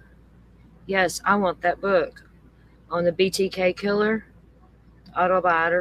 autobiography and stuff. Yeah, that'll be interesting. I want that too. Let me know if you get it and stuff and how much it is and where I can get it and all that. Now moving to my analysis. Here are my thoughts on a few areas that stood out to me in this case. Item number 1. A number of people who knew Brian described him as smart, but he had trouble fitting in. Brian was considered highly intellectual. Some people described him as a genius. He wanted people to understand that he was intelligent, like he would explain concepts in an overly complex manner. He was bullied by his classmates for being socially awkward, as well as for his weight. He was primarily bullied by girls, who would not only verbally mistreat him. Wacky tacky, I knew exactly who you were talking about, BTK. I knew I hate autocorrect. So as he grew older, instead of being the target of bullying, he became a bully himself. He studied boxing and appeared to be eager to get into physical fights. Item number 3, classmates who interacted with Brian at Washington State University echoed the observation that he was socially awkward. He would make people uncomfortable by staring at them. He was described as super awkward, offensive, and always trying to fit in. Brian was more animated and talkative after the murders, but he would become quiet when the class talked about the case. As I mentioned, Brian lived in an apartment. He did not really talk to his neighbors there. Rather, he just kept to himself. Item number 4, when Brian was a student in his master's program, he posted on social media looking for research participants. He wanted to know how emotions and psychological traits influence decision-making when committing a crime. Others said that Brian was interested in the way the mind works. He genuinely wanted to understand what other people were thinking and feeling. Perhaps he was curious because he lacked empathy. He could not figure out what people were thinking and feeling, so he decided to take a more academic route to find out. Item number 5, how well do Brian's characteristics, for example, his personality, age, and educational level, align with the expected characteristics of the killer, like those characteristics that people thought the killer would have had before they learned who the alleged killer was. I will compare the expected characteristics to those of Brian. It was expected that the killer was male between the ages of 20 and 40. Brian is 28 years old, so there's a match there. The killer was supposed to be poorly educated and unemployed or underemployed. Brian is well educated and had a job. The killer should have had a series of failed romantic relationships. It's not clear if Brian had any romantic relationships. The killer was supposed to be impulsive. But look, we didn't expect a fucking criminal justice person, you know? Profile had the killer as antisocial. Brian struggled to socialize, but that is much different than being antisocial. He did not appear to be antisocial. The killer was thought to have a lack of empathy. Brian's empathy level is not known, but it seems like he did try to connect with people. He just did not know how to do it without appearing bizarre and making people uncomfortable. The expected profile of the killer was someone who was socially awkward and considered to be a creepy loner. Brian does appear to match these criteria. The killer was thought to have a long history of negative interactions with women. Brian appears to meet this criterion. The expected profile indicated that the perpetrator may have an interest in law enforcement. Brian studied criminology and was a security officer at one time. Item number 6. If Brian was guilty, what was his motive? I think that Brian was probably motivated through a desire to be dominant sexually, even though sex was not part of the crime. Essentially, his motive was probably the same as we see with many serial killers, even though the murder that he allegedly committed does not qualify him as a serial killer. The police have not talked about any connection that Brian had to any of the victims, although a family member of one of the victims said there was a connection. I would be very surprised if there was no connection at all between Brian and one of the female victims specifically. I think he was targeting one of the women in the house. Which brings me to item number 7. One hypothesis that has been thrown out in this case is the idea that Brian was planning the perfect murder. This was not about any type of romantic desire or anything like that, rather something he carefully planned in order to be remembered forever. He wanted to become a legendary criminal. This theory is supported by the fact that Brian was working on a PhD in criminology, like he was studying to be a perfect criminal through creating the perfect crime. Brian also allegedly asked the police if anyone else was arrested, as if he was trying to play mind games with law enforcement. This is an interesting theory. Let's take a look at what makes a murder or murders notorious. Why do some homicides become well known? Most murders that become notorious involve several key features. The victims are young and attractive. The perpetrator is notable in that they deviate from the typical profile of a perpetrator of that type of crime. The crime is unusual, and the crime starts out as a mystery, with the details being revealed slowly over time. Based on this formula, the quadruple murder case in Idaho is consistent with a notorious crime. It checks every box. If someone was going to construct a crime with the intent of it becoming well known, it would be something like this case. With this in mind, do I think that Brian was attempting to commit the perfect murder? No, I think that Brian is unusual in a few ways, like he doesn't match the typical profile as well as expected. But I think what's important here is the history of not getting along with women. Which brings me to item number 8. What do I think happened in this case? This is just a theory, my opinion. From a young age, Brian struggled to fit in. He desperately wanted to be accepted, but every time he made an effort, he was rejected brutally by his peers. He had a particular interest in becoming romantically involved with women, and he had a desire to dominate. Over time, Brian became increasingly frustrated and more interested in violence. He started to think of violence as a solution to his problems, or perhaps something that people deserved. He wanted revenge against those who insulted him. His sense of grandiosity led him to viewing his own attitude as admirable. He believed that he could never do anything wrong. Therefore, if he was having homicidal urges, he believed it must be something positive. This led him to studying criminal justice. He wasn't studying it to bring offenders to justice, rather to honor his own view of the world. Brian managed to hold his homicidal impulses at bay for some time, but at some point, he decided that instead of being the victim, he was going to be the perpetrator. He had enough of being rejected. Brian must have formed some type of connection to one of the victims. She may not have even known his name or that he had an interest in her. He may have simply seen her on the street or perhaps on a social media profile. Brian somehow interpreted the woman's behavior as a rejection. On November 13, 2022, Brian set out to get revenge. He not only wanted to kill his target, but anyone who stood in his way. He wanted to send a message to the world that he was powerful, frightening. He would no longer be bullied. He committed the murders in a haphazard fashion. It was only through luck that he was not immediately arrested. He did not effectively use his criminology background. Rather, he was acting out of rage. Brian was hoping to get away with his crime, but is just as satisfied with being arrested. This way he can take credit for his horrific offenses. He will deny his crime and drag the proceedings out as long as possible. Item number 9. If Brian Kohberger is guilty, how does his behavior align with other notorious killers? Brian's profile is similar to a number of high-profile killers. A few examples. Brian was described as socially awkward. Many notorious killers have been described that way, including Jeffrey Dahmer, Nicholas Cruz, and Timothy McVeigh. Brian was described as highly intelligent, and he was pursuing a PhD. Ted Kaczynski was highly intelligent He and had studied earned all a these PhD in mathematics. killers and made his Brian entered a own structure primarily infamous occupied by women killer. and committed a melee attack. Ted Bundy did the same thing in 1978 at the Chi Bingo, Omega right sorority there's his house twin, his in fucking Tallahassee, doppelganger. Florida. Now moving to my final thoughts. Brian Kohberger allegedly committed a crime that will It's become crazy, infamous. isn't it? He was one of these alleged killers who raised red flags through his behavior, but not enough for people to think he was dangerous. Instead of rejecting the criminal justice system, Brian embraced it. He learned about it. He even wanted to conduct research in this area. He was not an outsider to criminology, but he was an outsider to his peers. This is what ultimately led to his alleged homicidal behavior. That's my update on the Idaho quadruple murder case and my thoughts on Brian Koberger. Please put any.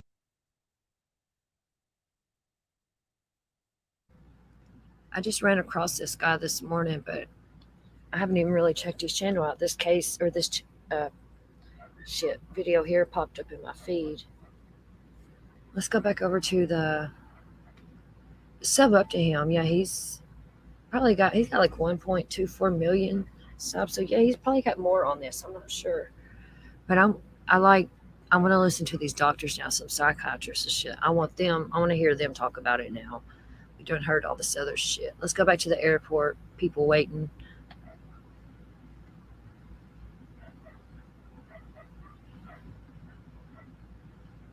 Sites. It wasn't 23andMe. It wasn't Ancestry.com. I think it might have been GED Match, which was the one also used for the Golden State Killer. My point is that people sign up for these all the time. They pay their whatever the fee is. They don't really realize what they might be doing because law enforcement just taps into the database. They share the DNA they found at the scene, which didn't show up in CODIS or any more traditional law enforcement database, but they find a hit in these, I'll call civilian databases. And in this one, GED Match, it does tell you, if somebody bothers to read through it, we have taken steps to protect user privacy and data security, including offering the option to. Frank, I literally just found him this morning, and something about that, and I was like, I want to watch this with my people because, yeah, he seems amazing, intelligent, and he's in the minds of these killers. I like that. Okay, so it depends on your personal feelings as a citizen. We cherish our right to be free from search and seizure. We cherish our way of life to have privacy. So personal choice, and it is a personal responsibility. When we submit our DNA to any kind of a database, I think it is part of our personal responsibility as a citizen to safeguard that right of privacy that we cherish so much. But if we're not going to care, and if we're not going to cherish it, and we're not going to safeguard it, then the other side of it is that some law enforcement agency is going to use our evidence that we failed to secure to do their investigation. I'm not so sure that it is wrong by the police department to use what is available at their fingertips to conduct their investigation. That's why they're there. They have the law. As long as they follow the law, God be with them. You know, they have to do a job. But I think personally, as private citizens, we need to do what we are obligated to do on our end to safeguard our personal liberties. Yeah, I think there's a pretty good chance people don't read that stuff. If they're into it, they pay, they do their thing. I just think it's important maybe read that so you can make the choice that you suggest, Alale. So, Jeffrey, we know what happens then. They get this connection. Now they got the guy in custody. They're going to get his DNA, and then bing, they can match it to what they found at the site. Is that your understanding of what might happen here? Well, it's so much more nefarious than that because it's not necessarily his personal choice to put his DNA on there, and because he didn't protect it, he's not doing his duty to himself. They are going at people up to the 4th degree, and I'm sure it'll move further out over time. So that means that my 4th cousin in some city who I've never heard of, I've never met, they decide they want to know what their 23andMe is or any of these sites, and God forbid I've done something, suddenly I am caught by some relative's decision. This is within the bounds of the law, okay? But what's within the bounds of the law doesn't make it right. This is a privacy interest that we all have. It'd be as if my relatives could suddenly give the password to my phone and let the cops into my phone. No, this is mine. I choose who gets to see it. My DNA should be no different. To say that you can go in and let somebody else's choice, who you had zero say-so in, decide what happens to your DNA is ridiculous. It's as if my neighbors could put my trash on the corner for me and decide what I leave out there for public viewing. This is really dangerous. This is the wave of the future. This is why I have begged my wife not to do this, and she still did it, because you never know who you're turning in and for what. And that's a huge, huge problem. It's something that privacy advocates are not involved in. It's something our Congress is not talking about. And it's something that we should be, because if we do value DNA as evidence, we need to make sure, number one, it's above board. Like you said, they don't have the same storage requirements that the government does. And number two, we need to make sure that our DNA is private in the sense that it's not always going to be law enforcement digging their claws into it. It's going to be eventually private companies digging their claws into it to use DNA as they see fit. And you're right, nobody reads this fine print. Nobody reads when you get an email saying that the fine print's been updated. Okay. And you can't be expected to. It's too long. Most people are not lawyers, and they can't even understand what's in front of them. This is so dangerous, and I couldn't be more against it if I tried. Yeah, I got that feeling, Jeff. I'm starting to wonder about your background. So it makes me wonder, too, what the overall philosophy might be from the public. I would think until we start seeing, and it could happen, a lot of arrests that end up with not guilty verdicts based on the trail they used, the DNA to get there. When we find, the Golden State Killer after decades found guilty as a result of this familial DNA to track him, we have now Brian Koberger, and there have been many others. If he is determined to be the guilty party in this case, I think the general consensus across the country is going to be, I'm okay with this. I'm okay if they use this. I really need to make a decision for me and myself and my family. But assuming I'm okay with it for my purposes, I'm okay with it for law enforcement purposes. So it is a controversial thing. Hey, the law is an ever-changing thing. It's living and breathing. And we'll see how this goes. There may be some legislation down the road. Let's take a break. We'll come back more on the Brian Koberger case. Again, we believe he is en route to Idaho at this moment. We'll keep you posted. Here we go.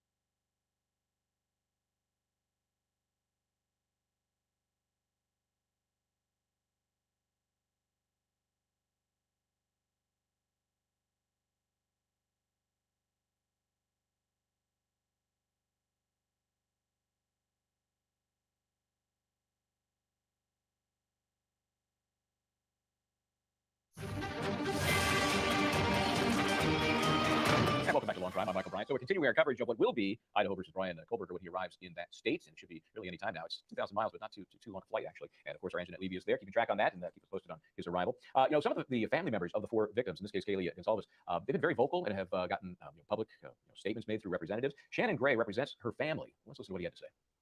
I think everybody was relieved. The family was relieved, and it's long from over. The next, that chapter's kind of closed at least, and then now the next chapter starts. The whole criminal justice process, and so I think everyone had a little bit of relief and was able maybe to sleep at night, and then now it's back to the grind again. So basically, that the interview, it maybe wasn't basically set out the way it should have been, but it was.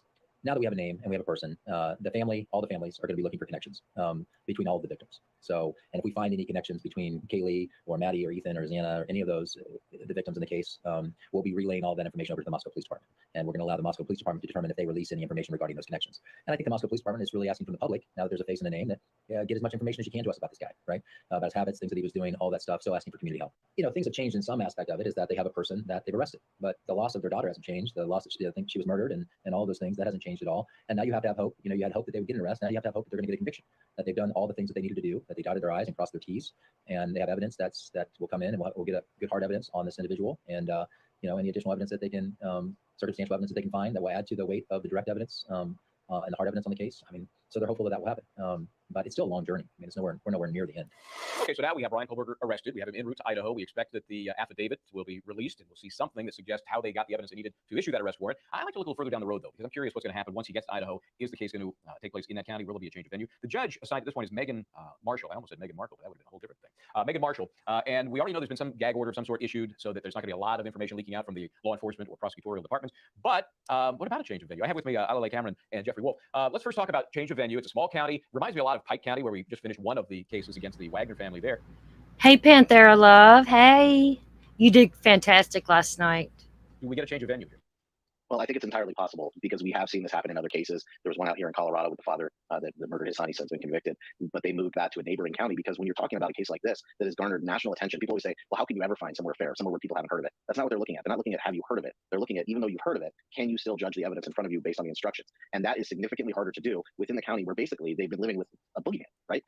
Students are withdrawing from school in record numbers and switching to online. They have teachers escorting kids at the local high school to and from their cars. This is a county that has been stranglehold basically by who was this? Are they going to strike again? Why did it happen? That amount of fear, it leads to bias. And so what you really have to do is you have to get in on a motion like that early and try and get a court to say up front that they are going to move it. Because once you get in front of jurors, the instinct is for them to say, of course I can be fair. Of course I will do what the judge says. Because people don't like to admit bias. It's really hard to do, especially on the large scale that you need to move a case like this through a mistrial on an unfair jury panel. So they're going to need to get in early on that and hope that the judge lets common sense prevail and says, you're right. We've got public defenders with conflicts. We've got a community who's been afraid. It's time to get this to a place where people have a little bit less frayed ends in this case, because that's really what they need. And I really think you're right in how special this is with the impact on this small community. Remember, the cops initially said, hey, this was targeted. You're all safe. Everything's fine. And then they almost immediately retracted that, making it sound like maybe you're not so safe. And so everybody was on maybe a higher alert edge there than they might have been if it were more settled in the apprehension and the targeting of a suspect. So Alalay, related to that, again, Megan Marshall, the judge, is my focus here because she's already issued that gag order of some sort. She's going to make an ultimate decision if it stays in her courtment whether cameras are allowed. I'm kind of biased about what I think should happen there. And so she would also be hearing any change of venue motion. What's your argument to keep it in that county?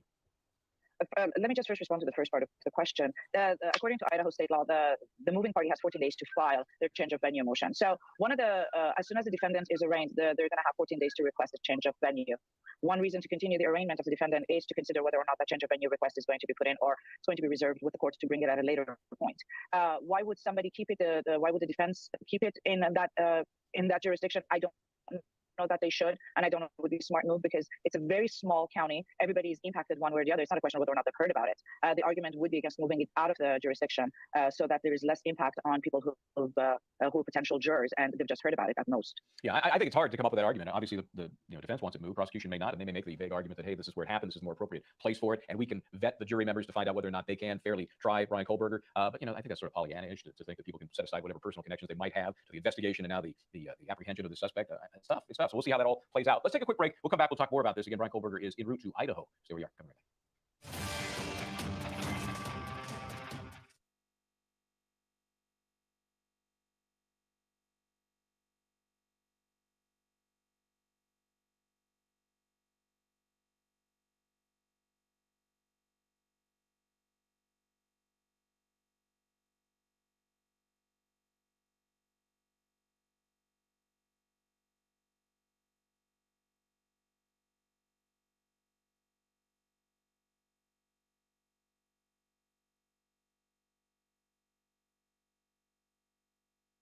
I'm looking at the radar now, and earlier it showed, here, I'll share this with y'all.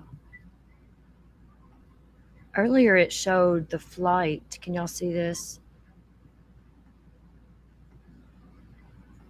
But now I don't see it because it had a line going through here. I can't get these ads off, and I'm not paying for this shit. I got enough shit I pay for as it is.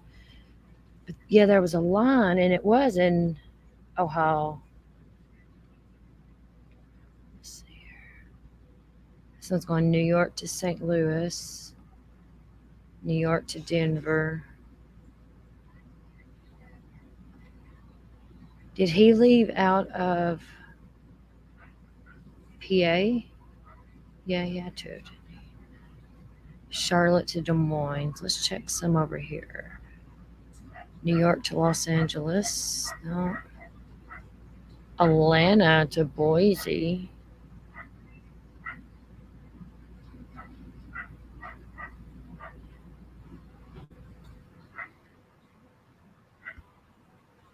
I can't remember the name of his plane because I was watching that. Does anyone know? Yes, Panthera. They're transporting him now.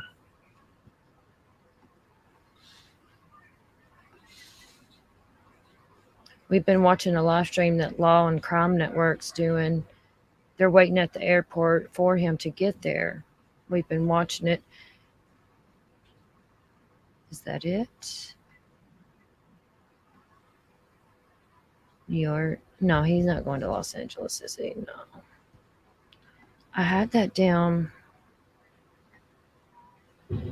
Where's PA? It was over here somewhere.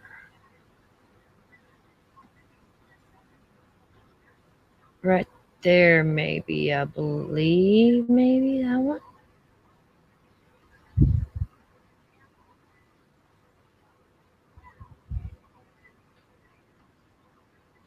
New York, no.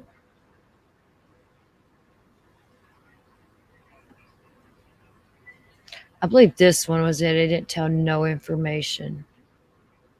CL30.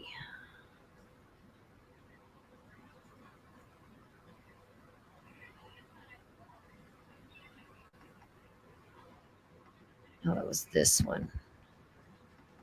Can we no. How do I get away from that? I don't want that. How do I minimize it?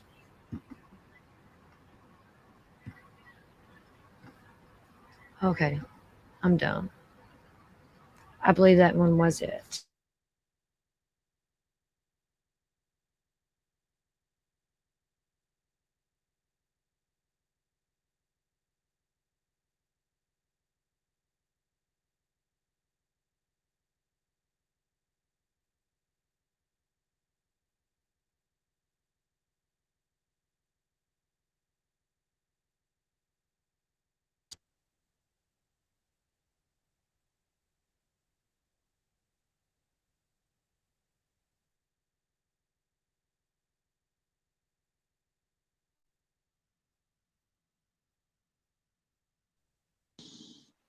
I'm using these damn Apple AirPods and I'm having issues as always.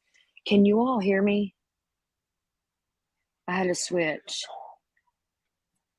But I'm pretty sure this one is his flight because it didn't show like any information like that. Let's see here.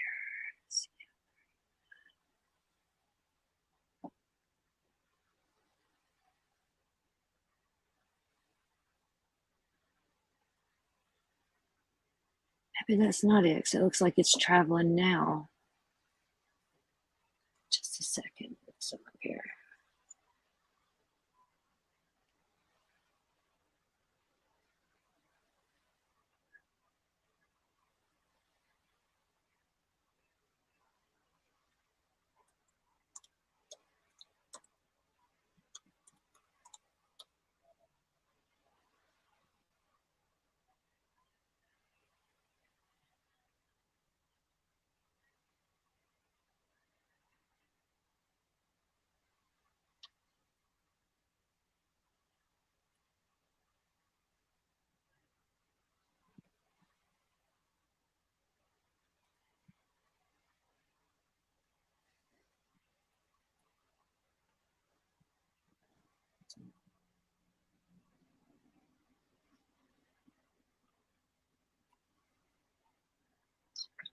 I had it earlier. I don't know.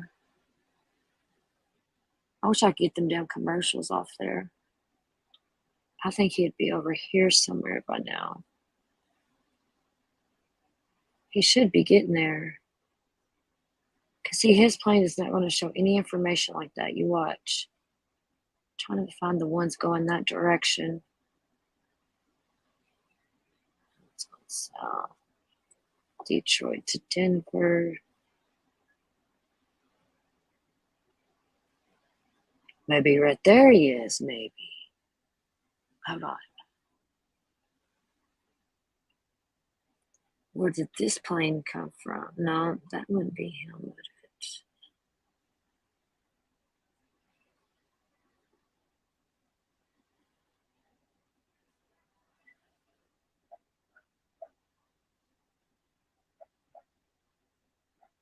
Okay, this one here, CL60.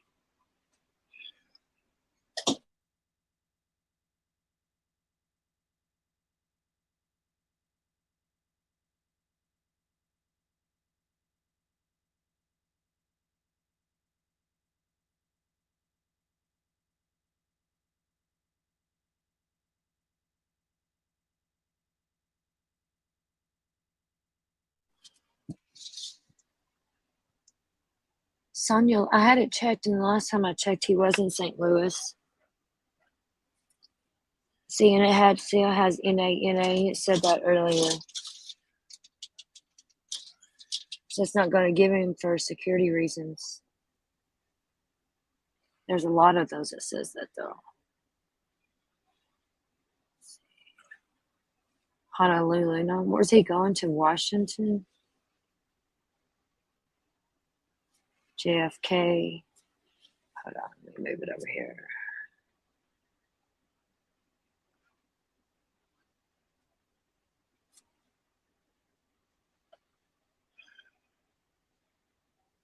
I wonder which flight is his.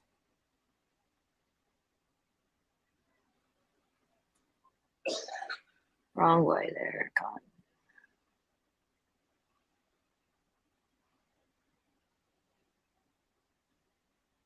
I have no fucking clue. I wish I could remove this damn ads. Oh, that's horrible. And I don't want to pay for it. I'm not going to try it for 7 days because then I forget to fucking cancel it. I need to see one coming from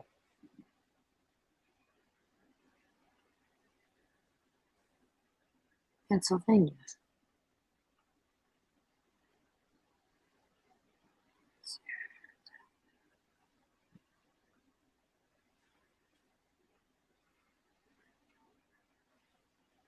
They're all going the wrong damn way. That one came from Ohio. Oh, hi, Sonia. Thank you for joining our membership. Oh, thank you.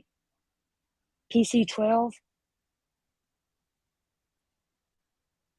Protective custody. Let me see if I can find it.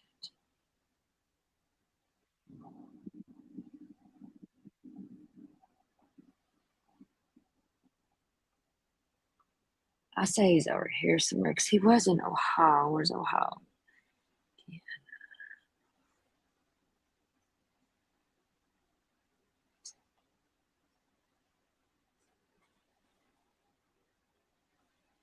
How can you search? Yes, right here. PC-12.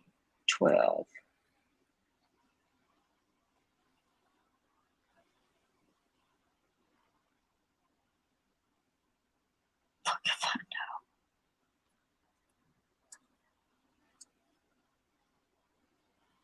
I don't know what the airline is. How in the fuck do I know?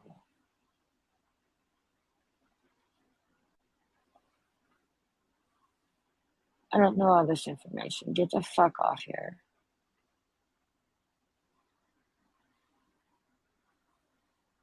I don't they get my fucking location. Okay, I'm gonna stop this because I don't know what the fuck I'm doing.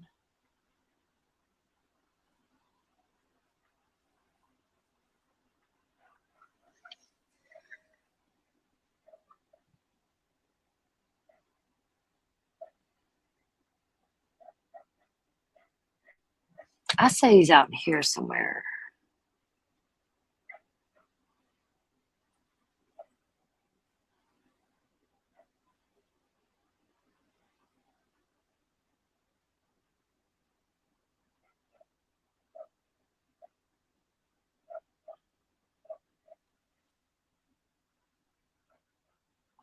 I tried to search and it fucking, I don't know what it done. I ain't turning on my locations and shit on for this.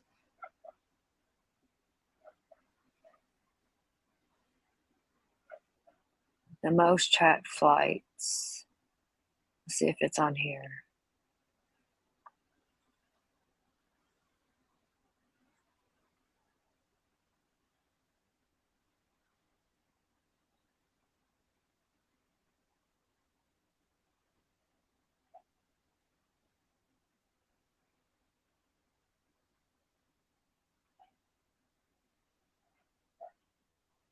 How do we know what they're looking for?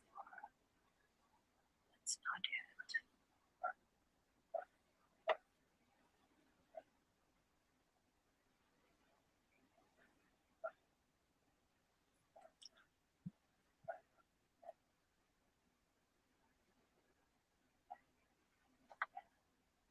God bless, there's a lot of fucking airplanes up there.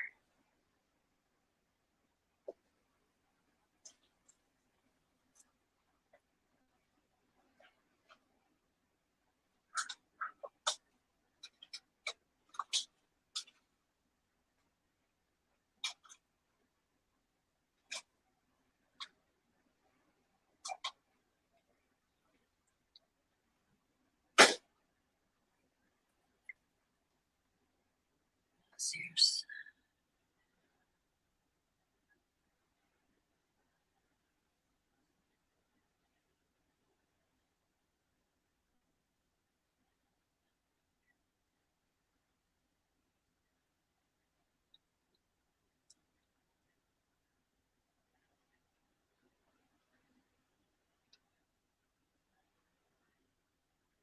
Okay, so we're here being coming from Ohio.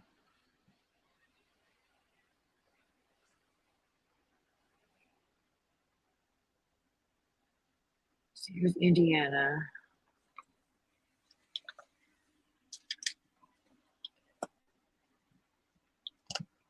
I'll figure out how to use this. I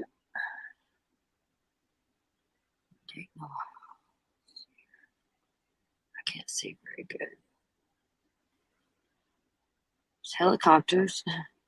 That's cool. I don't think he'd be in Ohio anymore, would he?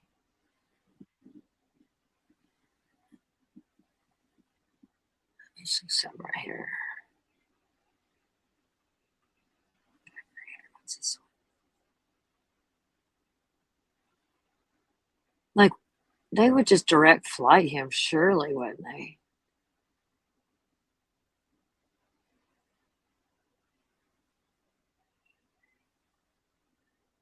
Or would he be on like a big, massive airplane?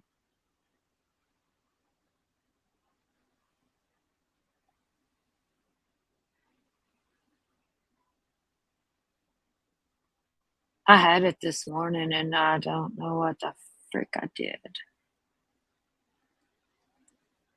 see here.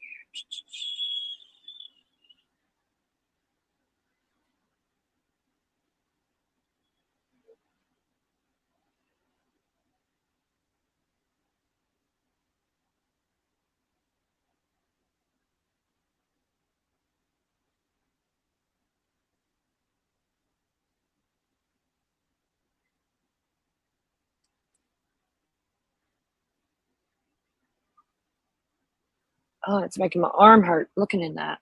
Let me get out of Indiana because he's probably long gone from there. Let's take it down a notch. Let's see here. Let's go watch this and see. We'll come back to that because this is live of them. When he does arrive, I think end of the extradition process. Let's set the Wayback Machine, Mr. Peabody, to March 2019. Remember Varsity Blues? And I'm not talking about the movie with, who was in that, Mr.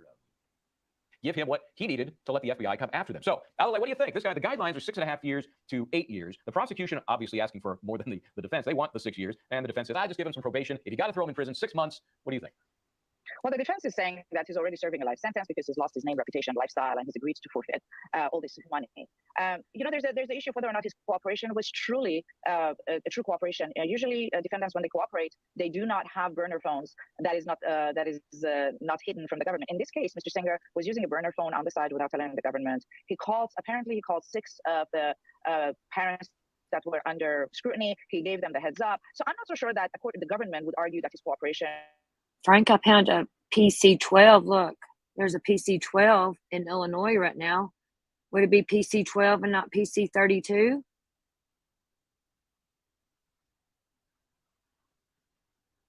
$19 million that he got in the process of this. So, Jeff, what do you think? I don't think there's any way he's getting straight probation. You see him doing anything significant in terms of prison time? So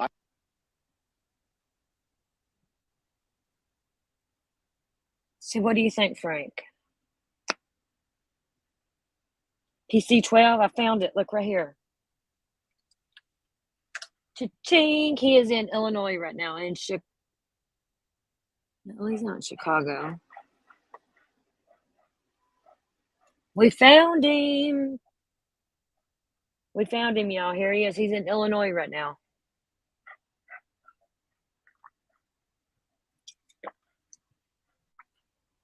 Man, they're going to be over on that live for a while, ain't they? Yeah, that's pretty cool. Look, we found him, y'all, right there.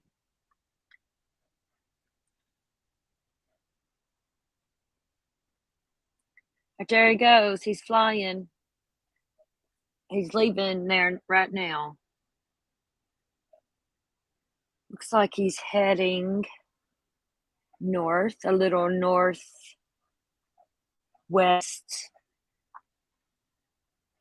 That's the coolest shit. Right there's that fucking piece of shit. Live action in the airplane. That's so cool.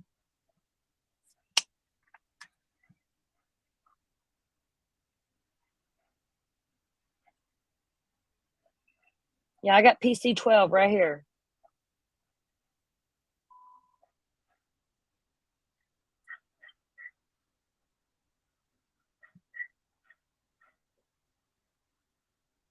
Sorry for all them ads and shit, but I'm not going to pay for that yet.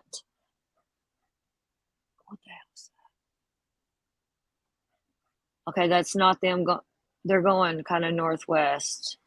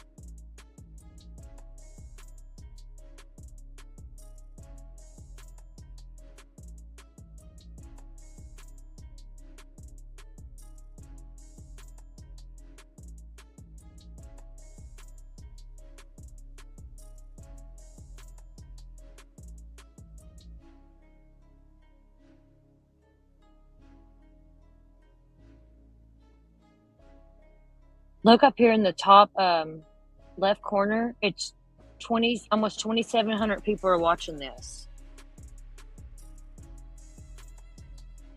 Look, that one's Biggie 3. I like the name of that plane, Biggie 3. It's even spelled like Biggie Smalls. Where you going, Brian? How's it feel? It's what you wanted, buddy, you piece of fucking shit.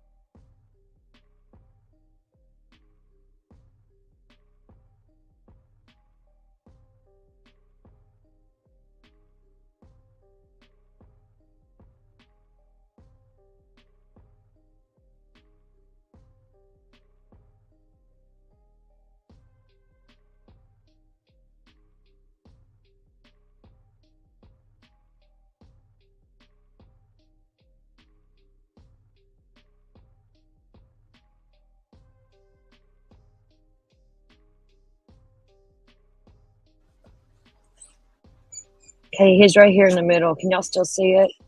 Trying to zoom out. And he's heading into Iowa, looks like.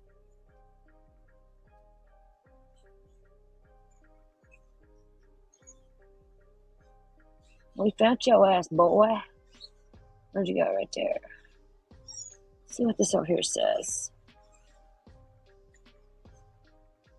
Vertical speed locked. They're fucking zooming. You know they're going. They ready to get that fucker there. I'd be scared to death. I bet there's somebody. All eyes on him. Period. There's 2,744 people watching this plane.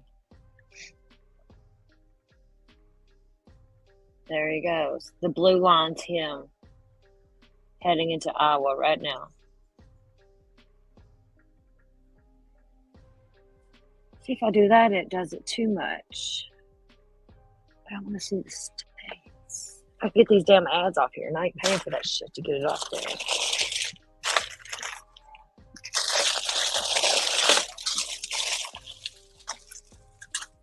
No. Quit. This is nothing for you all. Nothing at all. Yellow works. Purple. Sorry, y'all can hear me. I got packages and my dog's just trying to open them and trying to see what's in here. Shein. I love Shein. And then the bags like that stuff comes in that has a zipper on them. I save them and I send them to this lady on TikTok that does period poverty packs for women and takes stuff to homeless and stuff. And people sends her these Shein bags because they're perfect, you know. Because she goes dumpster diving and finds all this shit and she's a good human. You know, my little winter is sitting here trying to help Mama open it. No, it's not for you. Go, go, go. It's not for you.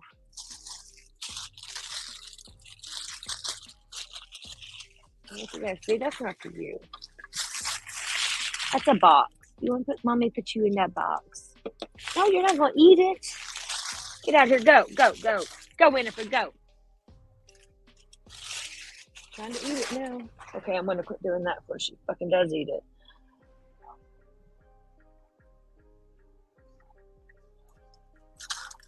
Winnie, go. No. No.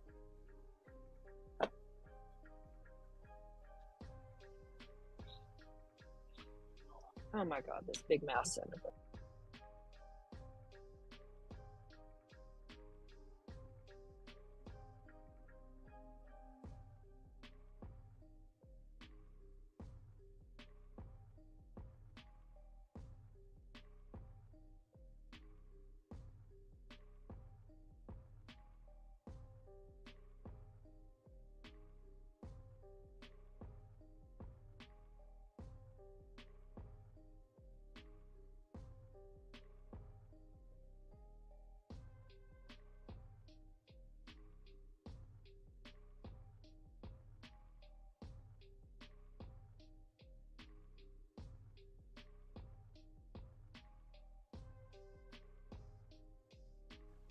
Look at here, my thing timed out and I had to do it again. And this flight is the second highest tracked flight worldwide right now. Look, it says number 2.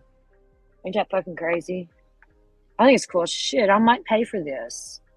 Watch other cases and they do it. Because, like, I remember when Gabby Petito, we watched this a lot and it was cool. But I've never done it on a creator side, you know. And I should do a Shein unpackaging thing video because I get these a lot, but I don't want to be on camera. I would have to like be really in the mood, and I don't even like taking selfies, pictures, and shit. I'm just not a person like that. But I would start like doing. I should, because like now I got this thing to go. It's a spa headband, just like when I wash my face and keep my hair on my soap.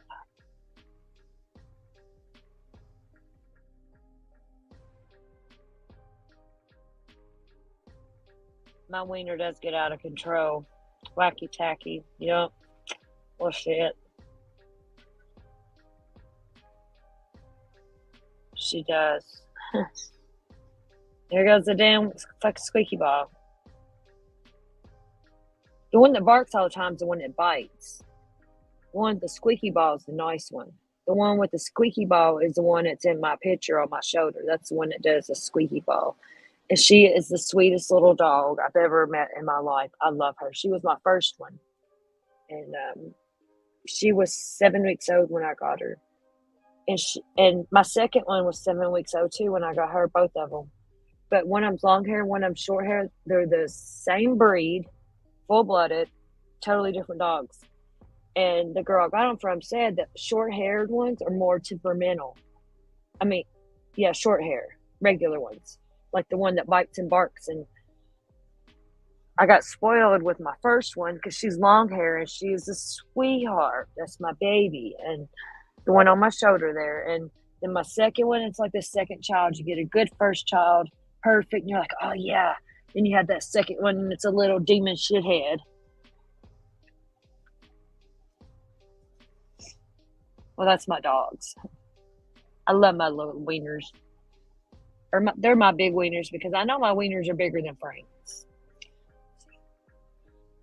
And there's a little she have right now, my little Winifred. Winifred is the little devil dog. But she's also sweet as hell, too. She's the one all up in these packages, nosy. No, don't you get up here. It's not for you, Winifred. No, baby. Easy, sit.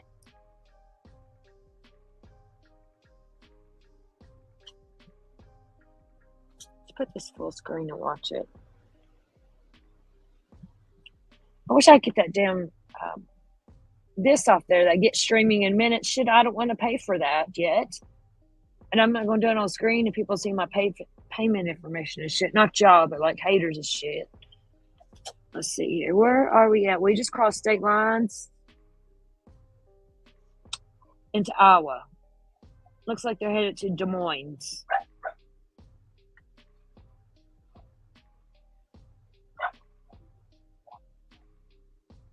I've been to Des Moines. That's cool.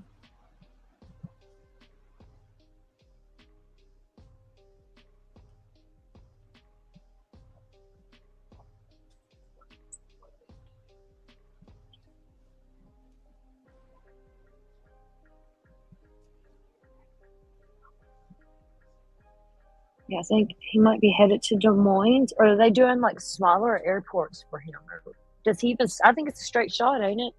They ain't fucking around with him. I wouldn't fuck around. Sorry for the crinkling. I'm up in the Shein shit. You know, it comes from China. I love Shein. I'm trying to get me some like little clear storage container cases and stuff because I'm a Scentsy consultant and I've been building up my inventory. Anybody want Scentsy, email me. I got you, boo. Yeah, I bought a couple little plastic containers to try out for storage. Got me a body pillow case. No, I just need the body pillow. They're friggin' expensive as shit. I cannot convince myself to pay that for a body pillow, but I want one so bad. I bought the horse before the buggy. Or I bought the buggy before the horse on this situation. Because I bought a body pillow case and I don't even have the pillow to go in it. I was thinking, oh, they're going to be about $10, you know, because when I was younger, they were cheap. Nope, not today. Whole different world up there. You youngins nowadays don't know what good times was. I lived before the internet and I'm very, very thankful for that. I am beyond thankful I was born and raised before the internet. I remember when the internet came out. I remember when cell phones came out. All that. One of the very first cell phones I was ever around, my ex-husband had got a work phone, a cell phone. It was in this big case, you know, and it had the big numbers on the back of it. You know what I'm talking about? And it plugs into a car. He got that for work, and I thought that was the coolest fucking thing. And then the little Nokias and flip phones, the Motorola Razors. But also I remember the dial-up internet. My aunt is the only one in the family had internet. We loved to go stay there and we'd stay up all night and it would ring and she'd fuss at us.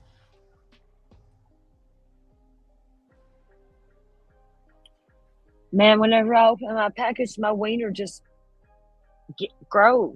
I don't know what to say to that. I don't want to get too also bought a bed sheet from Shein that I'm gonna try. See, I should do reviews on this stuff because some of their stuff's made like shit. Some of it I wouldn't even fucking dry in the dryer because it looks like it'd melt. But like sheets are fucking expensive. These, I remember they were reasonable, but they're cheaper than the other ones. They are really soft. I should, but I need a purple blanket now. I got me a purple sheet. My body pillowcase that I don't have a body pillow for is also purple. It's a lilac though. My sheets are, y'all don't want to hear this shit. Yeah, I'm hearing my excitement. I love packages. I do. It's exciting. And I love sending packages to people. I sent Cher one. I sent Mr. Mark one. Mark, the shirt Mark wears, sometimes it says, that's what I do, a girl beard, and no thanks. I got him that. I might have to get him more different colors for him because he loves it. He was so excited for that. He's a good man. I'm so glad Cher found him because she's a good woman, and I'm glad she found somebody that's going to be patient with her and love her for her and see the real her. And Mr. Mark's a good man, and my sis is a good woman. That's what my profile picture is. The Thelma and Louise, that's me and Cher. People don't get it twisted. Cher knows what that picture means. That's me and her. Ride or die, baby. No, I love y'all too. Look, now I got this big ass sheet laying in my lap. I don't know what to do with it. I gotta wash it, of course. But I got got a couple gift cards for Christmas. I got one from Lush. Does anyone like Lush? Dial-up internet. You remember that, Frank? Yeah. My aunt would cuss me and my cousin because me and her would set up all night and it would dial and beep, and she said, y'all get off that motherfucking internet and get off of it now. We'd get quiet for a minute. We'd wait, make sure we didn't hear them or nothing. Heard my uncle, and we'd get on it again. Here she come. My aunt was the best. That was my mama's baby sister. I'm very close to her still because she's not very much older than me. She's my mama's baby sister, but she was a cool aunt, and she let us run around, have good times. But she didn't care what we did as long as we was honest with her and where we was going. And we came home, and you know what I mean? And I love my childhood and my family. I was so close. They done it right, though. Because people that's like, you better not do this. You better not let me find out you're doing this. Then you're going to sneak and do it. And more than likely there's a greater chance that way of something bad happening. You know what I mean? Letting your parents know and being at home. And you shouldn't be, but any parent, you better not ever like the hard shit. No, nothing like that. No. But yeah. Wacky Tacky Lush. Yeah, I got a gift card for there, and I just got the package in. I haven't even opened it yet. I love Lush. Yes, I love Lush. I got a brick of their henna hair dye. I've had it for like a year now. I don't even know if it expires. I was going to do it, but I heard that if you do it, you can't do regular hair dye because it'll burn the fuck out of your hair for some reason. So I never done it because, see, I'm a natural blonde kind of. Like my hair is dirty blonde, but in the summer and stuff, it gets like blonde. And then underneath it's dark because I wear it up all the damn time. But I'm scared I'm just going to let it be natural. I haven't dyed my hair in a long time. I have purple dye in there that I was going to dye my hair with Cher and Truly at one point. And I never done it, but I got it still in there. I should do that because it's like a lilac. It'd probably tone down my blonde more than anything. Just being a lilac color, Let's see here what's going on. Okay, he was over here in Illinois. Now he's in Iowa. Was he going toward Des Moines? Yes. I think that's where he's going. Then he's probably going to hit Des Moines. Let's see.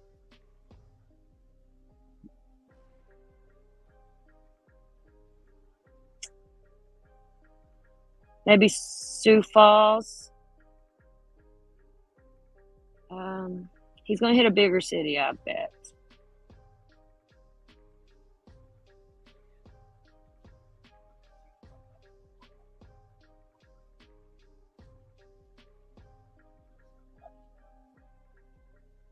Look, Moose Jaw made me think of Moose Knuckle that they call Molly Golightly. It's funny. Oh, up in Canada. I'm up in your area, sis, if you're in here. Okay, where in the frick? See, I don't know this area because I've never been up through here, but I do want to go explore this. Okay, here's Idaho. There's Coeur d'Alene or whatever where they grew up in. I've heard that. Okay, so over here, right here's Idaho. Right in here's where I think they... Where did he go? Oh, it's the top #1 watched plane ride now. Ain't that crazy? Let's see here. He's going right here. And he's right here right now. See? PC-12, that's him. He's in Illinois. Looks like he's going to go through South Dakota. Maybe. Where did I go? Oh my God, I lost him. It's easy getting back because everybody's watching it. I'm trying to see here.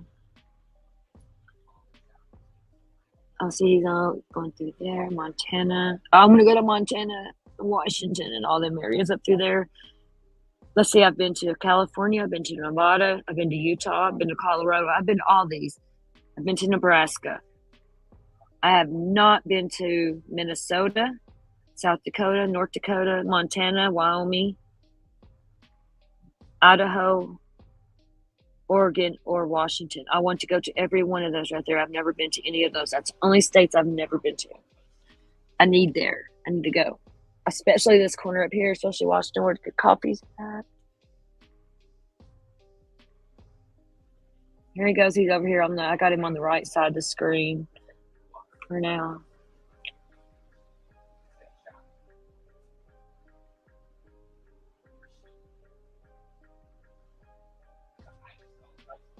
Same right over here, PC-12.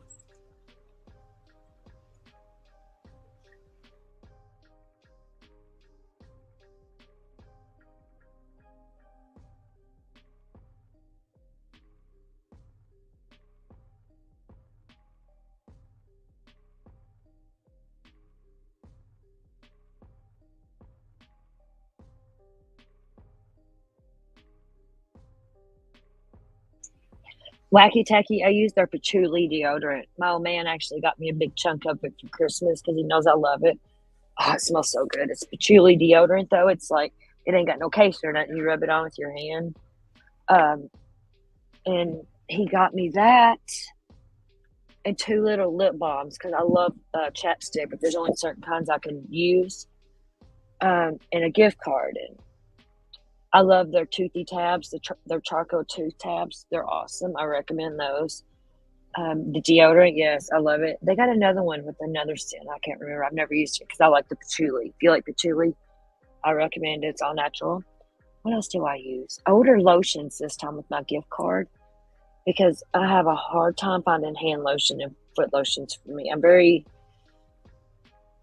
I guess you could say like OCD or like, you know how it's like texture issues for me. I don't like the feel of cotton balls. That fucking I can't do it. It makes me cringe. Cotton balls. I can't do it. And like on my hands, I need to feel that. I like a moisturizer that has oil in it. You know, everybody's like, oh, it soaks in quick and this and that. I don't want it to soak in quick. I need something that I can feel because I don't like that feel of dry. I don't know. It's weird. I can't explain it. I'm weird. And I ordered some. I took advantage of that gift card. And I ordered me a patchouli perfume. Let me open it here. Because I've been dying to try their perfume because I've used Lush for a few years now. I've been dying to try their perfume, their patchouli one. I think it's called Karma. But it's very, very, very expensive for like a little bitty bottle. Now they have like smaller, I don't know if it's a spray or a roller bottle, like travel size. Still kind of pricey. It's like $24, but that's not bad versus $100 for a little bottle. You know what I mean? I wanted it. And I seen it and I grabbed it with this gift card. Perfect opportunity. When I get gift cards, I always get stuff that I wouldn't normally buy for myself. Let me refresh this so we can see what's up here.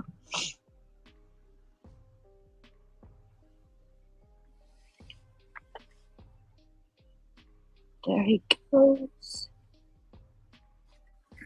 Oh God, packing peanuts. I hate packing peanuts. I need to start recording these. I don't know how though, like pre-record to where the camera just shows like on my boxes, and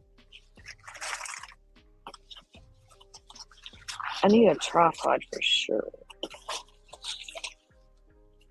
for my phone. What is this here?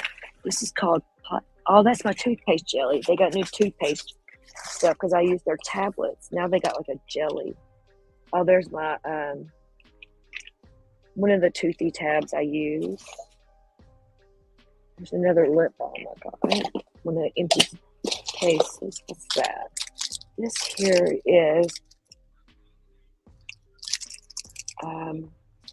some kind of soap or lotion. Oh, there's my perfume. That's what I want. Then I got the Sleepy body lotion, but I just want it for my hands.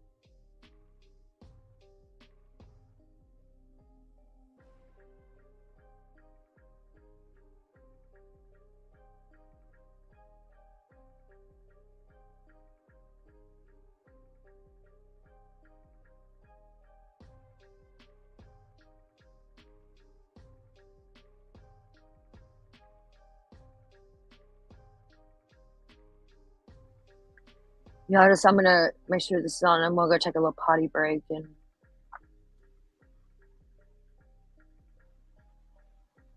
just keep eye. He's right there. You can see it. He's in Iowa, Des Moines. Right there's Des Moines. Would y'all rather have it like this position or up close? Because up close, you got to keep moving the screen a lot. See, I want to get rid of these damn ads, but I'm not sending no fucking feedback, so they send me spam for 10 fucking days.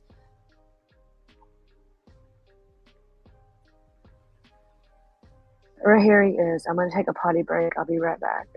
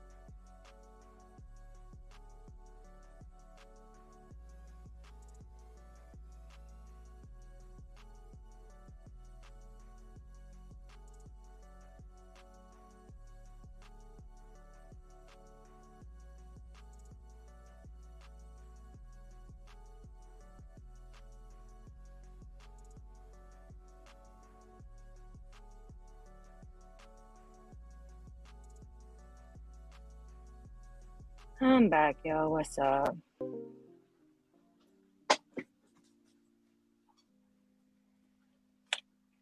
What's going on here?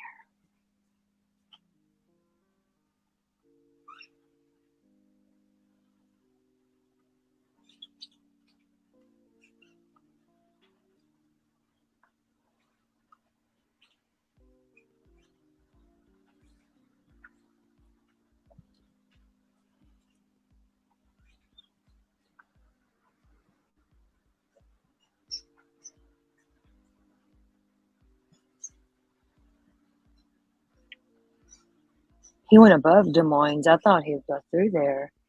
So,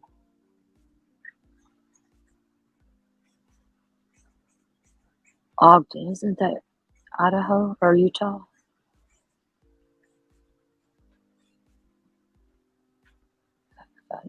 I've been to Utah and I love it. It's a beautiful state. North Dakota, Minnesota. He's about halfway there, more than halfway there. He's right here. And he's got to go to here, I guess, somewhere. Is he going to Washington or is he going to Moscow? Or Moscow, however the hell you say it. Moscow. I say cow. You say tomato, whatever. Bye, Wacky Tacky. Have a great day, love.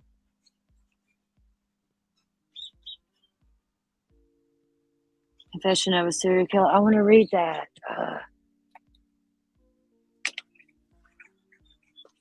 I do read randomly, but it has to be something I'm very interested in. But because I have to read it a couple of times, that's my fucking issue. Yeah, I had a horrible time in school reading. I had a horrible time in school, period. And my mom, nobody never noticed. I was in regular classes. I went all the way to 12th grade. I don't know how in the hell I done it. I really don't.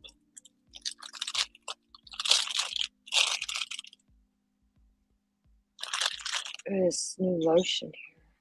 I'd probably just stick my hand down in the damn plastic bag of that and get moisturizing. Like this one. Sorry about noise. This lotion. I got this lotion bar. I don't know. I'll tell you what it's called. From Lush. Because I'm in search of the right lotion for my hands. Because I wash my hands. I'm very OCD. Like washing my hands. I wash them literally at least 50 times a day. At least. I'm not exaggerating on that. This is the Each Peach and Two's a Pear lotion bar. The Karma perfume. Oh, yeah, that's what I want to smell. Where's that at? Where'd it go? That's my main one, and I don't even know what the freak I've done with it. There it is. Oh, yeah. He's going to Idaho. That's what I thought. I got this tooth jelly paste. That's going to be interesting. It's a charcoal because they were out of the charcoal tabs. And that jelly paste is new. This little perfume. It's a cute little, simple, basic black box. It is Karma 0.3 flow ounces. Lush perfume. Made in October. And it looks to be a spray bottle. It's called Karma. It's supposed to be patchouli. I'm going to love this.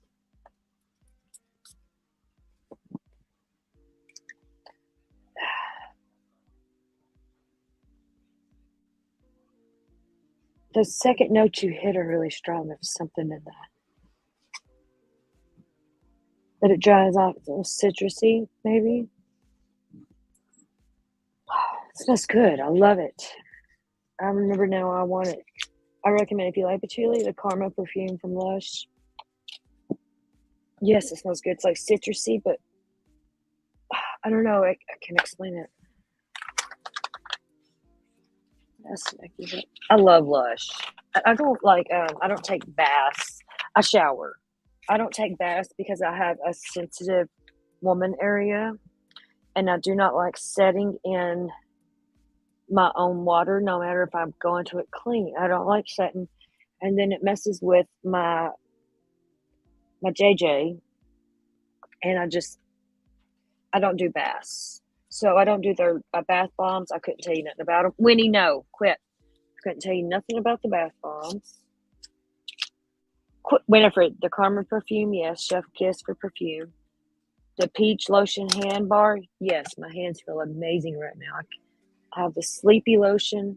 I can't tell you shit about that yet, because I have other lotion on my hands.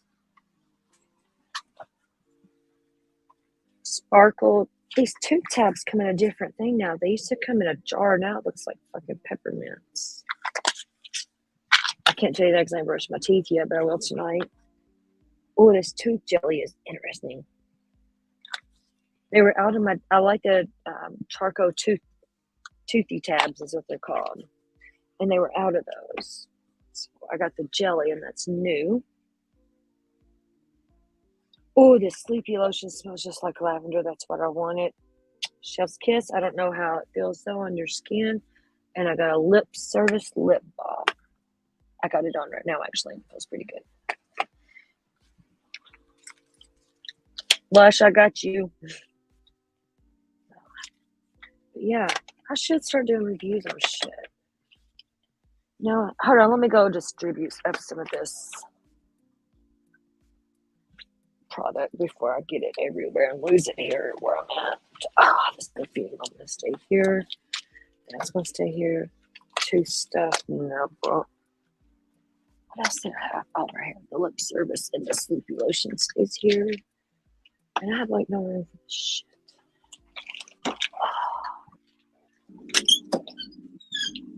These are right here. There we go. Walla bam, bada boom.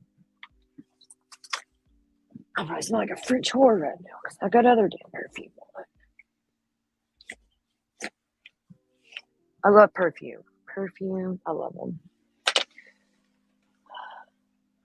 He's going to Idaho, yeah. Let me go back to the radar there.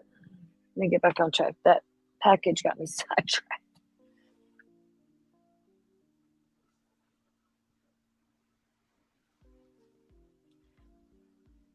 Those helicopters are cool. Look, there's helicopter 911. Oh, that ain't cool. 911. That's bad.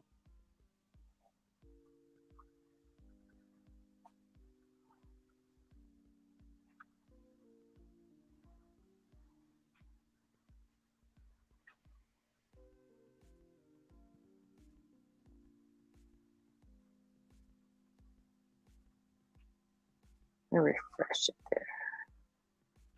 #1 worldwide tracked flight right now. And ooh, that Karma perfume smells good if you like patchouli. And I don't know, it's hard to explain. It's like patchouli musky. I like that. I don't like musk, but I do like it with patchouli. It is from Lush Cosmetics, and it's pretty good. My little thing there. Come on, get your ass there. I hope. Never mind. Karma will take care of him in prison. Karma will take care of him in prison. Let's show him the little bish, what he really is when he gets there.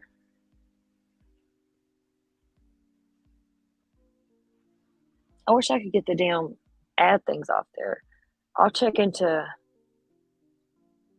But look, man, I'm subscribed to all kinds of shit. I got premium on here, which that's like my main one. I gotta have premium. I can't stand all the ads and shit. What else do I got? Oh, I got there's something. I got WordPress. WordPress helps me with my AdSense, and I upgraded something on there. But I'm glad I did because it helps me make money. But you got to pay to make money. So you know what I mean? It's like. And then, I don't know. I got my Apple stuff, everything Apple I got Apple Care on it, and it's a fucking mess.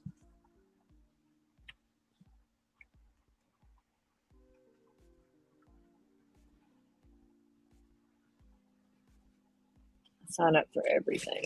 But this is interesting. And Jay uses hers a lot, I believe. I got a trackpad protector for my phone. Oh, I got all kinds of these cool little holographic stickers. We still just scooting along. Got any look at it? It's still live on the screen. Is anybody still here?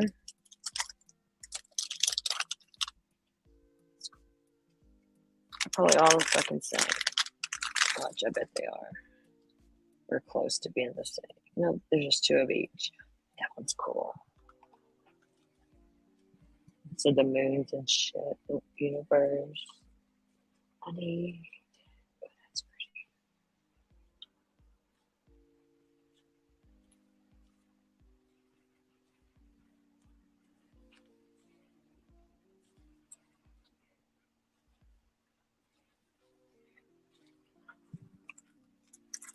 So y'all get excited over mail. Those little stickers are cute as hell. I don't even know what the fuck that is.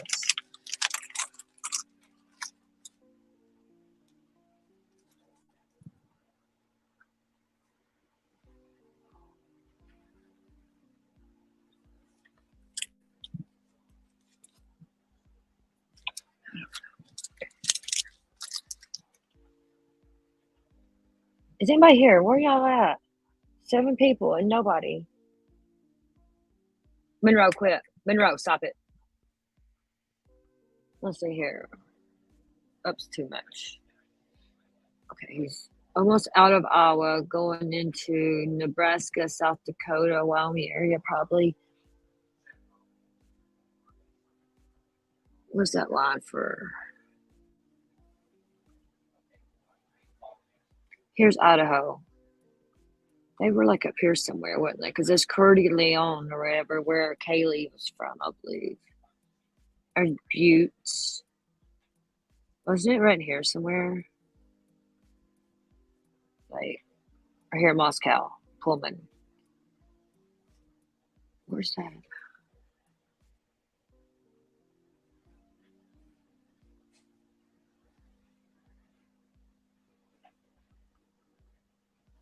Like right in here is Moscow, where that dot is. Yeah, like right in here. Right above the Nez Reservation. Let's go back over here. Where's he at? There, and he's headed right in this area somewhere. I didn't want that. No.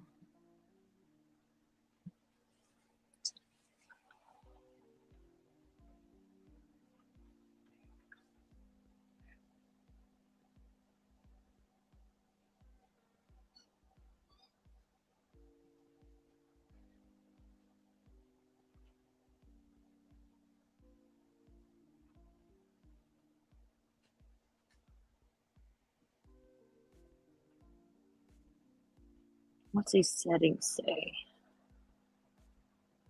It says terrain, mountain, grid side, radar.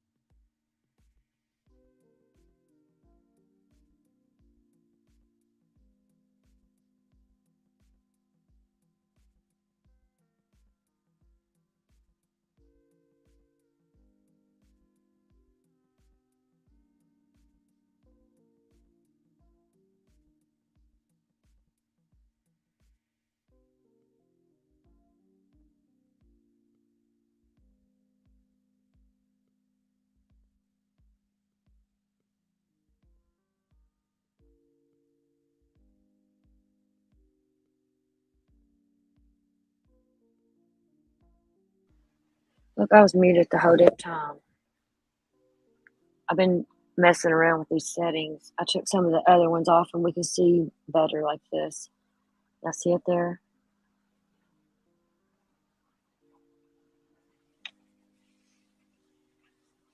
I can see it better. I can't believe I was on mute. Oh well. I'm here now, right? No, Frank, I probably, because Jay does it for a lot. And you know, in a lot of these cases, there's always helicopters and shit. Every case. And it would be interesting to watch them and, you know, the patterns they make. Because she used it in the Gabby Petito case. She used it in a lot of. Oh, that perfume's strong. I will say that.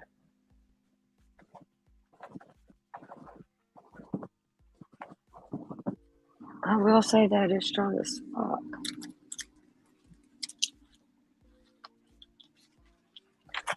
Just look over here for a moment.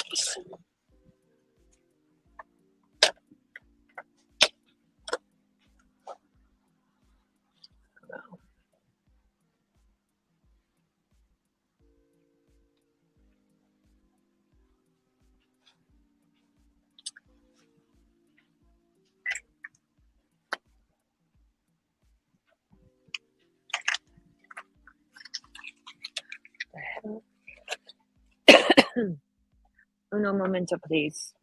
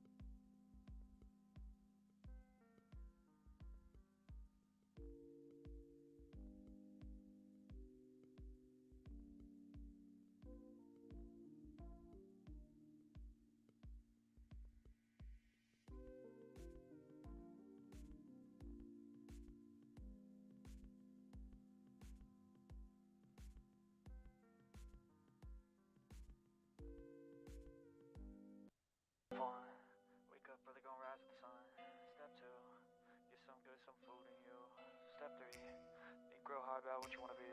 Step 4, everybody just do your thing. Wake up, today's gonna be a good day. Wake up, today's gonna be a good day.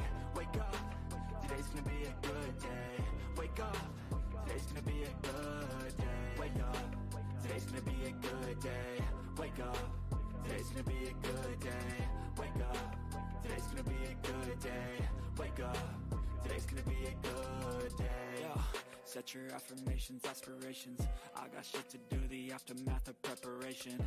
Good food, good mood, blood in circulation. One step at a time, yeah, that's how you make it. Set a goal you control and the steps you take them. I try to pick one thought, have some concentration. And if I make a mistake, it's called education. I try to do this every day, call it replication. Wake up, today's gonna be a good day. Wake up, today's gonna be a good day. Wake up, today's gonna be a good day. Wake up, today's gonna be a good day. Wake up, today's gonna be a good day. Wake up, today's gonna be a good day. Wake up, today's gonna be a good day. Wake up, today's gonna be a good day. So life ain't easy, yo. I think there's a reason, though. Ups and downs, just like every different season, yo.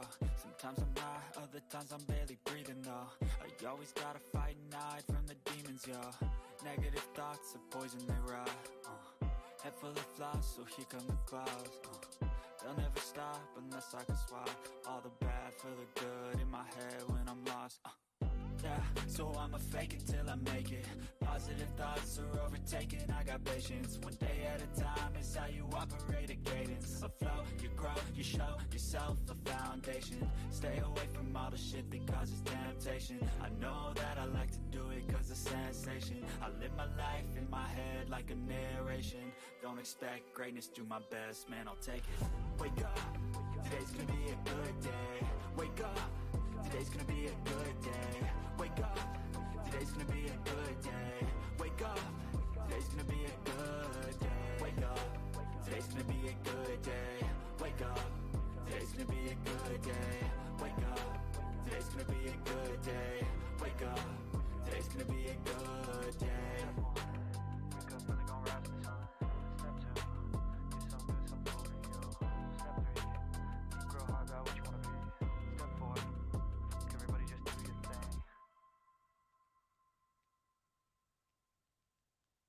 Step 1, wake up, really gonna rise with the sun.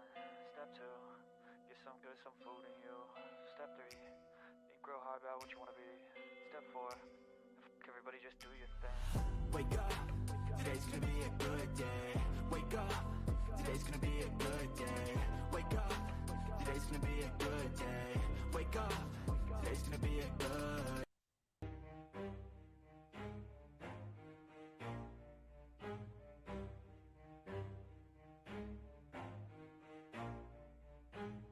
Never stop, I'll get it if I want it.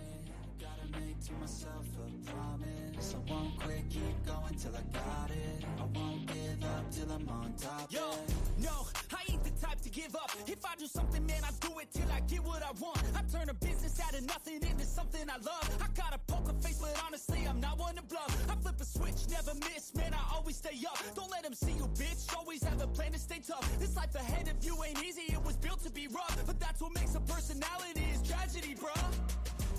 So keep your head on your shoulders. Now we ain't out here moving rocks, we out here moving boulders. Now we ain't getting posterized, we out here making posters. And we ain't got nothing to hide, we move forward like soldiers. You better wake up for the pay stub or you'll pay up. Don't make love to the game, bruh, fuck the game up. Change up, rearrange stuff to your greatness. Famous for the way up, play the game, bruh. Never stop, I'll get it if I want it. Gotta make to myself a promise. I won't quit, keep going till I got it. I won't give up till I'm on top, yeah. You know I'm always honest, there ain't no way I'm ever stopping. I won't quit, keep going till I got it. I won't give up till I'm on top, I'm always flirting with pain, she like to hurt me and maim. I'm always working to change, but she's still lurking the same. I keep on building a dynasty while the haters be trying me. But they hate from inside, you see, hate themselves as society. So I let them speak quietly while my actions speak wider. See, they be hiding in privacy with the screen. Oh, the irony to hate someone who's trying to be whatever they would like to be. We all feel the anxiety, we make our own rivalries. Yo, so where is all the positivity? positivity. I feel like we all just hate on everything, it's killing me. Thoughts build quick, causing different possibilities. Negative thoughts will cause different disabilities. So do better, work hard under pressure. If you got no time, work smarter than ever. Don't ever let them tell you that you can't never say never. And turn your mind into the truest to go-getters. Never stop, I'll get it if I want it. Gotta make to myself a promise. I won't quit, keep going till I got it. I won't give up till I'm on top, yeah. You know I'm always honest. There ain't no way I'm ever stopping. I won't quit, keep going till I got it. I won't give up till I'm on top, yeah.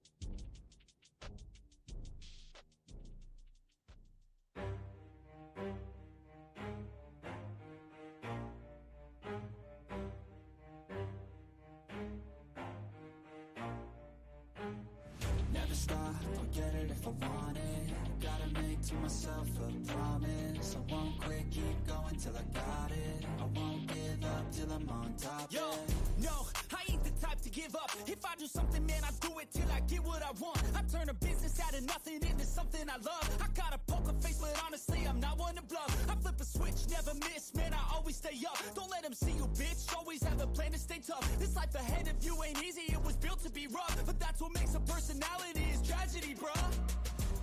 So keep your head on your shoulders. Now we ain't out here moving rocks, we out here moving boulders. Now we ain't getting posterized, we out here making posters. And we ain't got nothing to hide, we move forward like soldiers. You better wake up for the pay stub or you'll pay up. Don't make love to the game, bruh, fuck the game up. Change up, rearrange stuff to your greatness. Famous for the way up, play the game, bruh.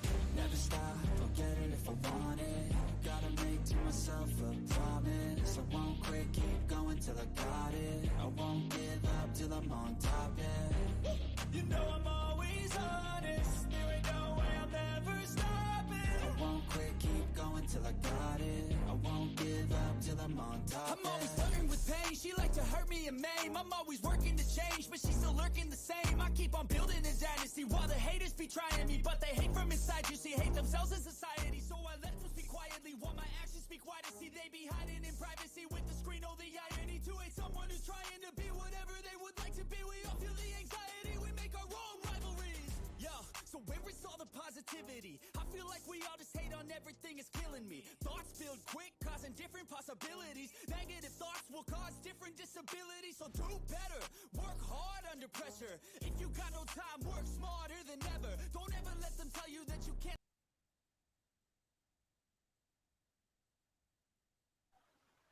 It looks like they might have stopped in, I don't know, Sioux City, South City. I don't know how to say that word. Or they probably stopped for fuel because they went straight by Des Moines. They're ready to get that motherfucker there. I think they probably stopped to fuel up. Cause you imagine? I'd be scared to stop. I'd be scared of anything on that with somebody like that, with that mind. Yeah, it's crazy.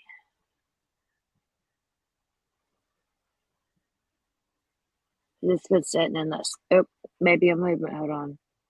It's been sitting in that spot a while. Now it might be moving a little bit. Maybe no. Yeah, Frank. I don't think if I have. I don't know. It's kind of cool to watch.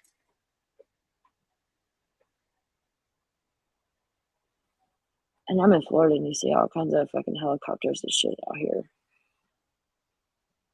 No, I'm not gonna pay for it right now. I'll wait, but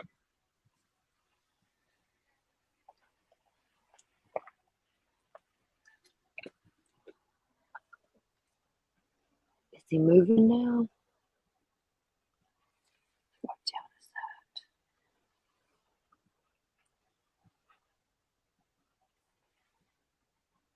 We're getting all up in this motherfucker's business. Okay, he is moving a little bit, maybe, over the Missouri River.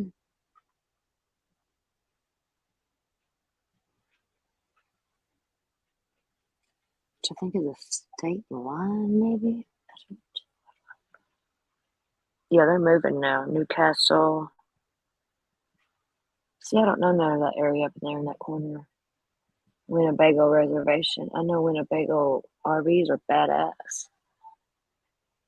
So are Airstreams. Yeah, they're moving now. They stopped to get fuel, definitely. Guaranteed. Probably at some little private that nobody knows about airport along the way. You know what I mean? For safety and because you can't get no information on it really, just the path it's going. And it's kind of unpredictable because I thought it would go through Des Moines and it didn't.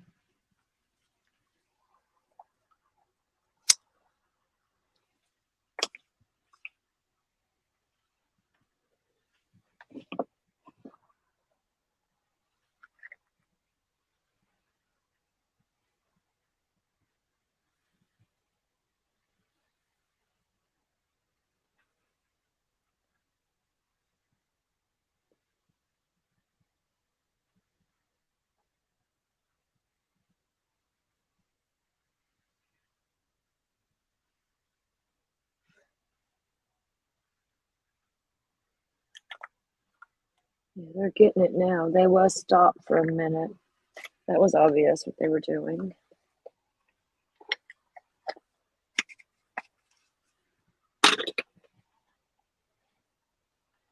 Yeah, they're getting it now. Hold on, let's see here.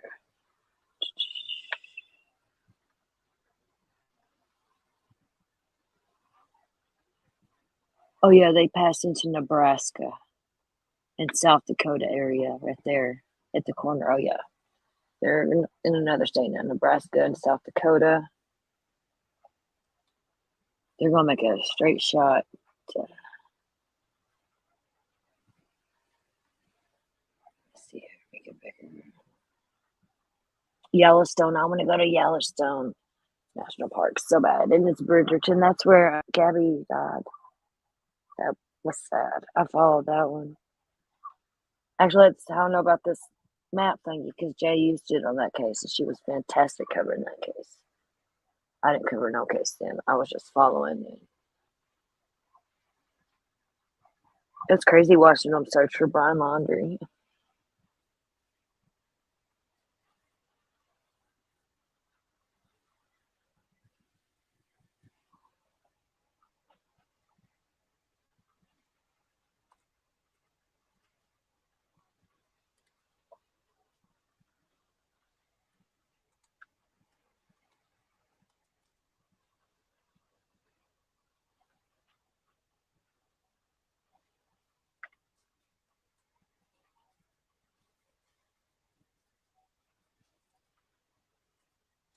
This is crazy.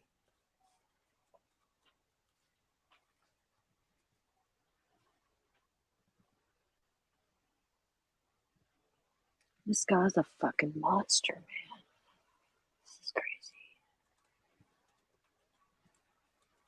Sorry if y'all can hear me.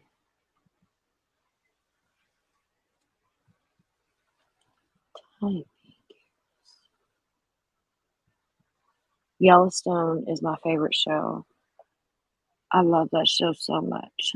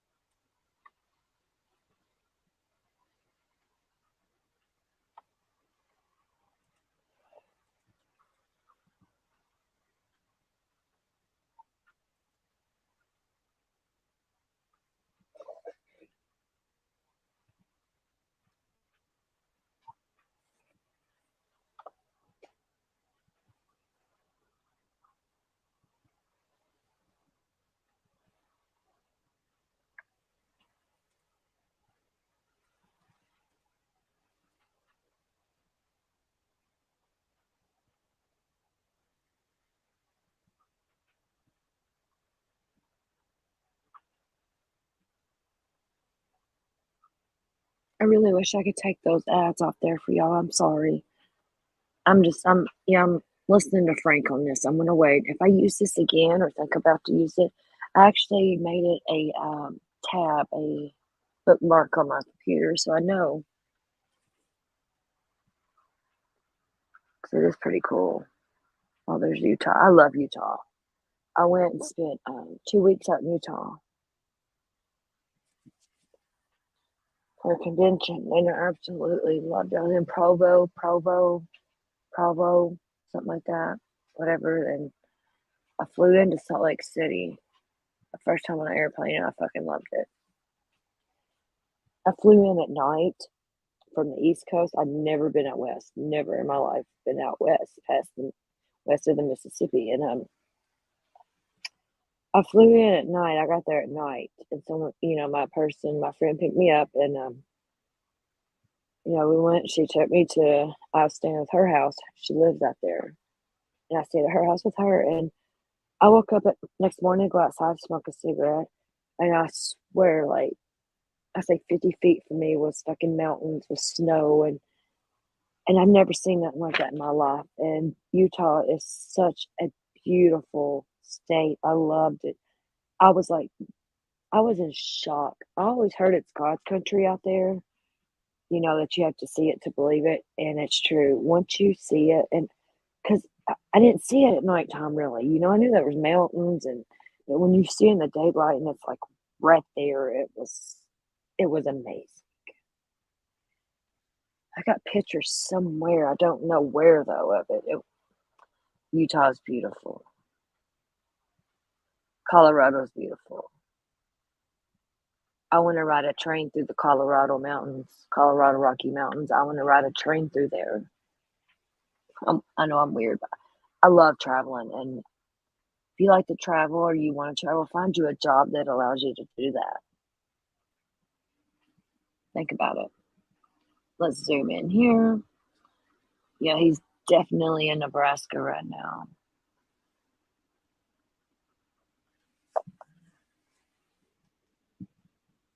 Hold on here a second.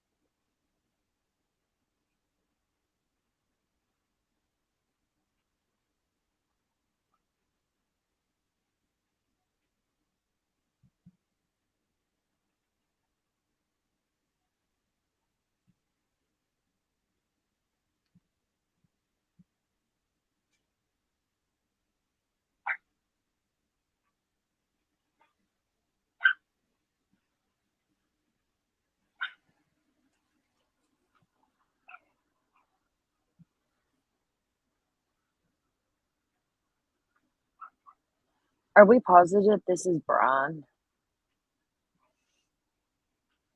What if we're watching somebody else?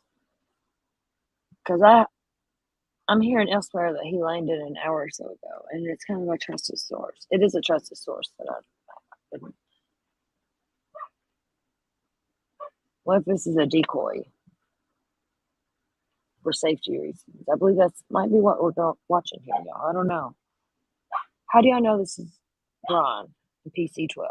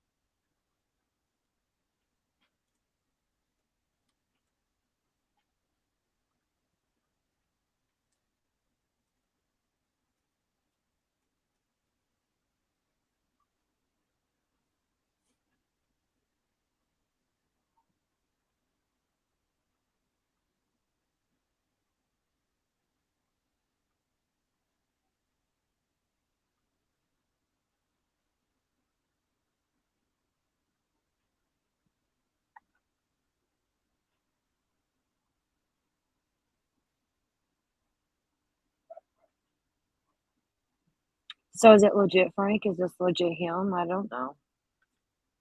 It might be a decoy. My dogs are about ready to go the fuck off because the outside dogs are barking.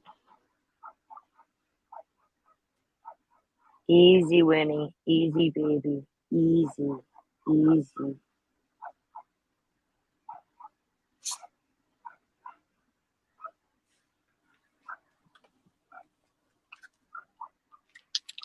It makes sense though, the PC-12 protective custody kinda. I don't know. God, this lotion bar is amazing.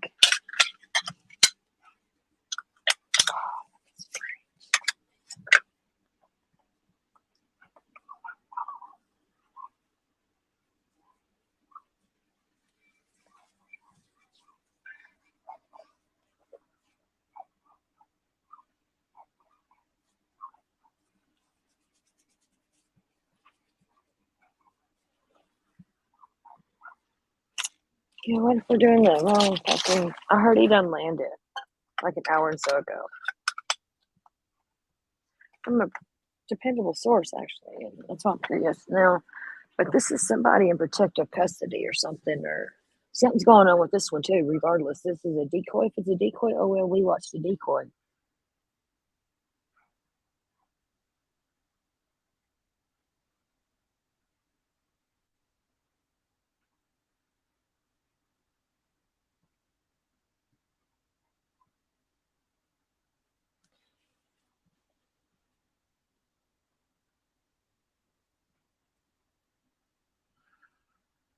Not Frank.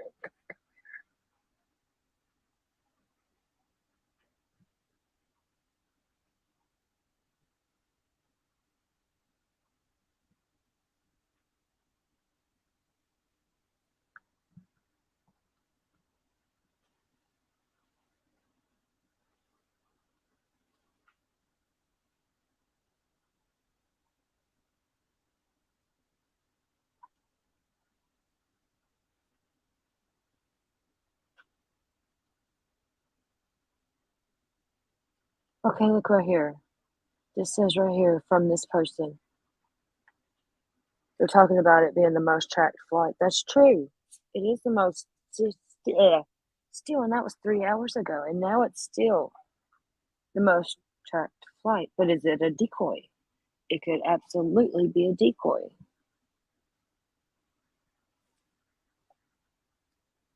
Let's see here. Still talking about it. Something from Nerdy Addict. Piece. It would appear a 2015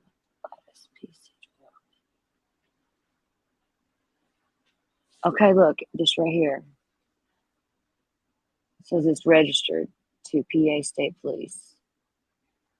That PC 12 is. Maybe, and this was, what is today's? I don't even know what fucking today's date is. The 4th, well, that was today. This morning, 11:44.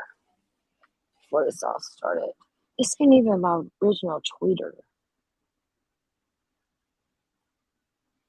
Give me my original tweeter. I don't even really know what I do on there, but I do go on there. I get a lot of information. Alex Lucy Goosey, I think that's her name. He's just moving along, ain't he?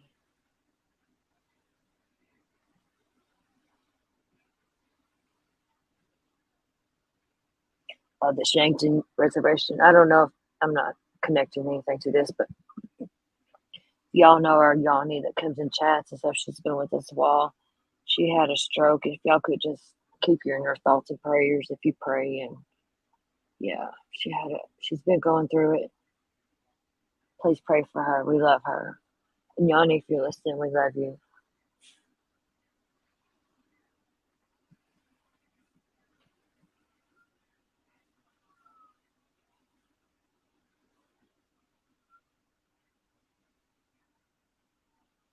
Frank, I think they might be keeping the whole thing on the DL like they did the whole case from the beginning. The law enforcement, we didn't know shit. And they might be waiting, to get him in there and stuff. Safety reasons. There's some pissed off daddies and brothers and stuff out there right now over this man. You know what I mean? And they're probably doing the safest thing they could. Land him, get him in there, and let this decoy, because they know people's following this fucking plane thing. The decoy, maybe. It might be real. I don't know. We're going to see, I guess. Where's that channel we was watching? Hold on, let's go here. Is this still live? Because I'm a criminal defense attorney, and Let me see here. No, let's go to Long Crime and see what they're up to. No, let's something else. Let's go here and see subscriptions.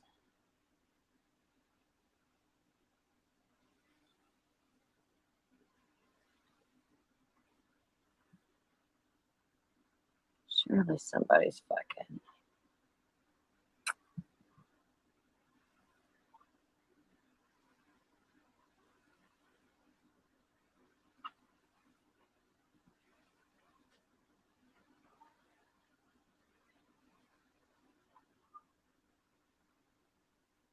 Oh, let's watch this on 10 to Life. This is a little video. I'll speed it up and skip through stuff, but I like Annie. The She's internet all right. Annie is an OG from the Michael Long bullshit with us. And she done a shit job on that case. And she knows it. She fucked up and she's trying to do better. I like Annie. This is just a little something different until that plane moves along a little bit more. You know what I mean? Here we go. Has absolutely been buzzing for the last several days because an arrest was made in the Idaho case of the 4 students who were brutally murdered. 28-year-old Bryan Kohberger was arrested and charged with the murder of the 4 students. But as I said, everybody has questions out there and the internet is buzzing. People are wondering, of course, what was his motive? Did he have any connection to these 4 students? How did he evade police for so long? There are so many questions on everybody's mind. And with that, there's also a ton of information actually out there. Some official, some not official, and some that is just outright a little crazy and kind of a circus in my opinion. People making fake accounts, people making fake posts that are said to have come from him. So much out there that it's really hard to decipher what's real, what's not, what's rumor.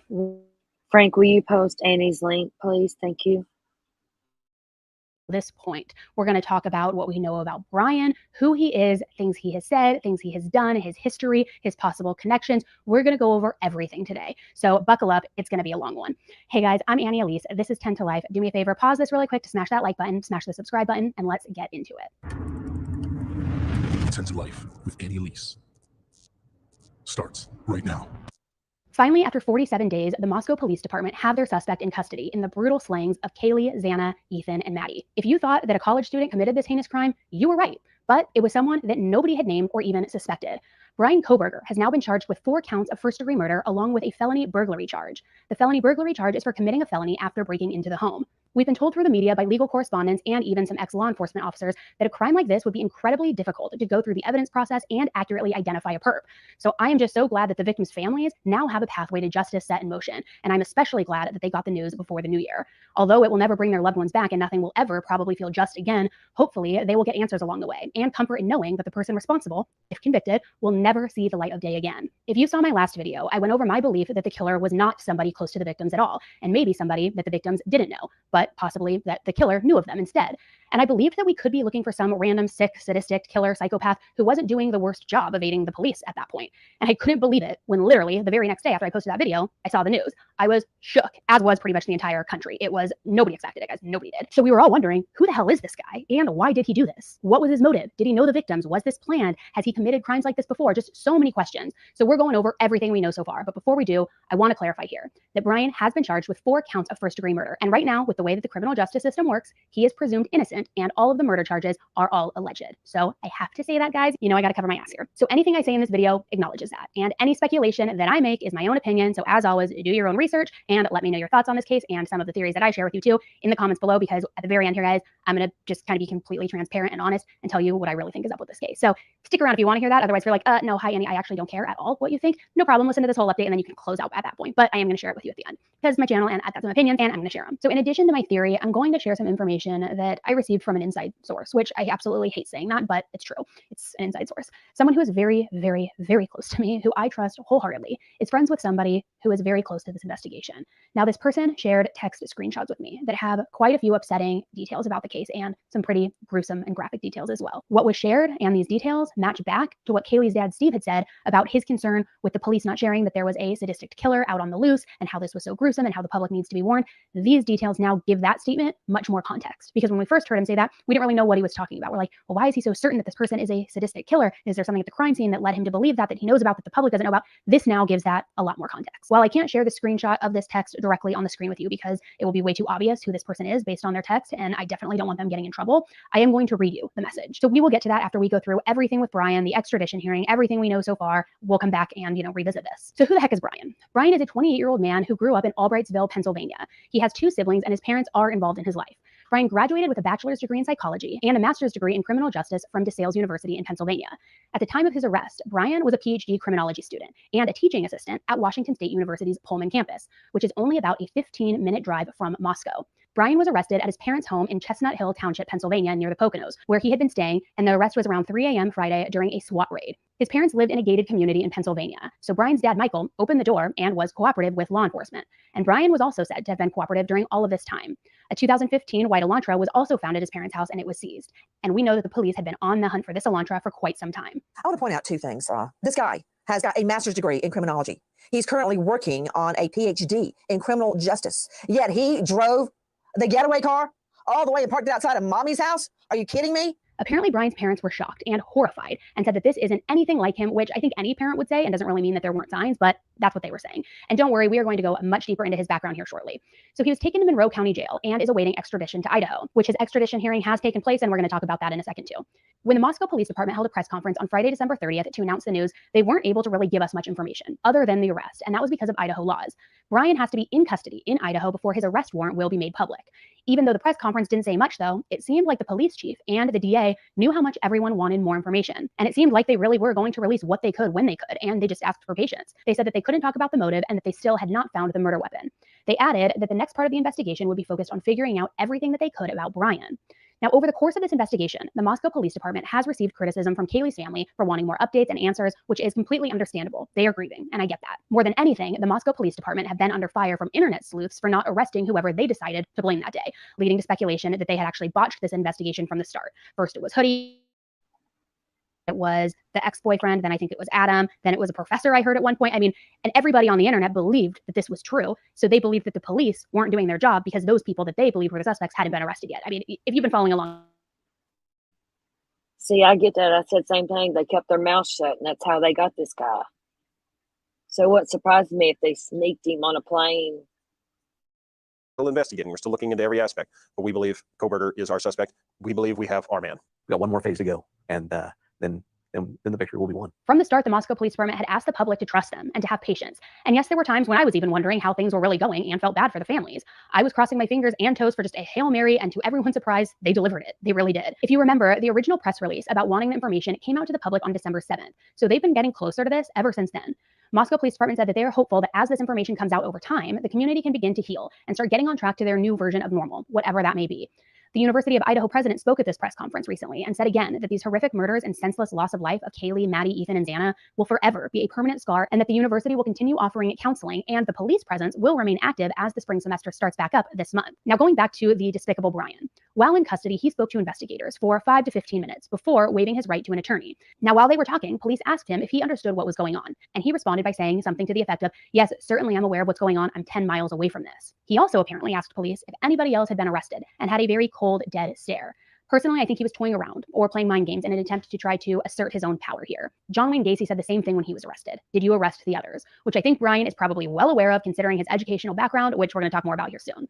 So he was shown in this mugshot in a turtle vest to prevent him from self-harming. So I'm going to assume that he kind of lost his shit at one point during this whole booking process and that he isn't the cool, calm, and collected person that he's trying to paint himself to be. Maybe it's just protocol, but they don't put these turtle vests on just everybody. Police have confirmed that they are not looking for other suspects and that they believe Brian is solely responsible.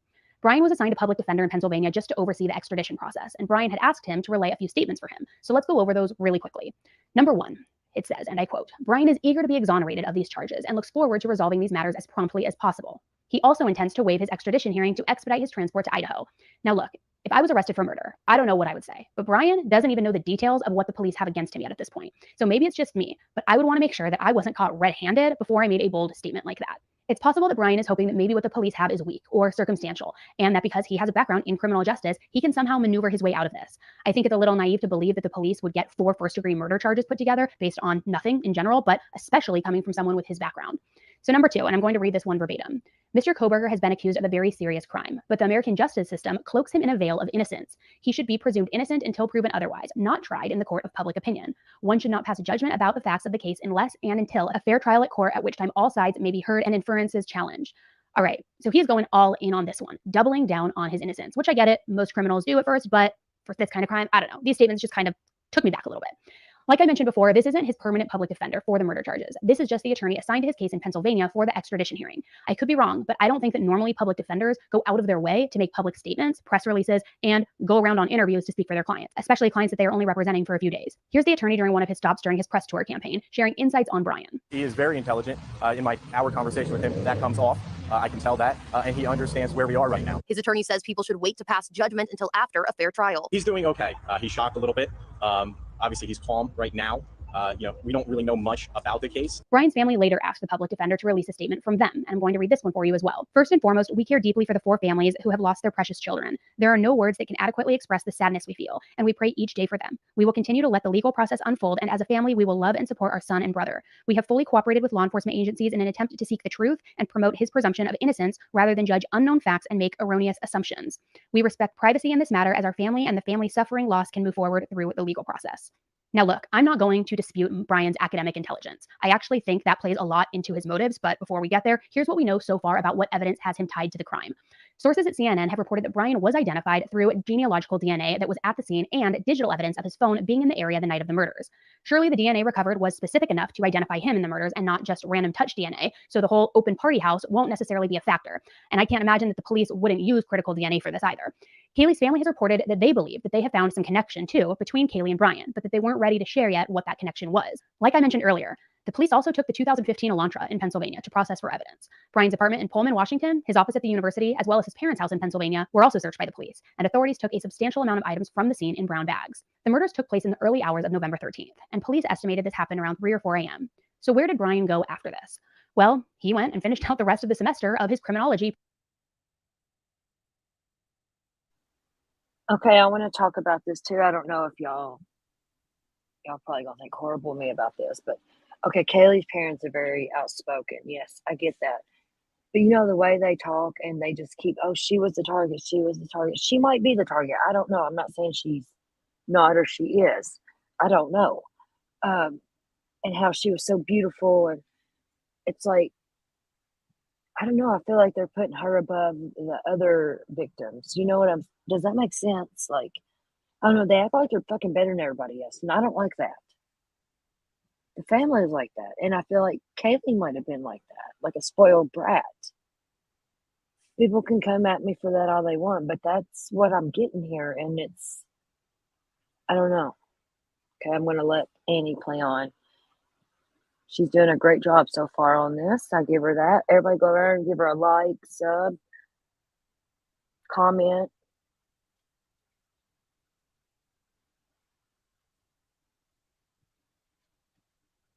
Right, Nancy, you're scary. I love Nancy Grace. I do like Nancy Grace. I watched her back when she was on and on.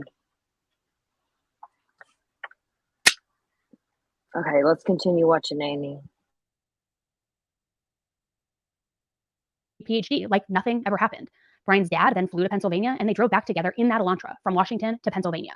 Now, Brian's public defender has come out to say that this was a planned trip and that they had made this trip sometime between the 13th of December and the 16th of December to make sure that they would get back to Pennsylvania before the winter storm came in. And I believe that that statement was made because a lot of people were wondering if his dad drove with him across country. Was he trying to help him escape? Was he helping him cover things up? So the public defender wanted to come forward and say, hey, no, this actually has been planned for quite some time now. This was always the plan. His dad had nothing to do with it. Which, while they were on this cross-country drive, they actually got pulled over by state troopers twice, once for speeding and once for following too closely. And that footage has now been released. You can see that Brian is the one behind the wheel. You can't see much of him in the rest of the footage, just this quick little glance as the body cam footage as the officer walks up. But you can see that this was the footage when they were pulled over as well on their way back to Pennsylvania. Police said that they had been tracking Brian for the 4 days prior to his arrest, just watching him until they got everything in order on the legal side of things to then make an arrest.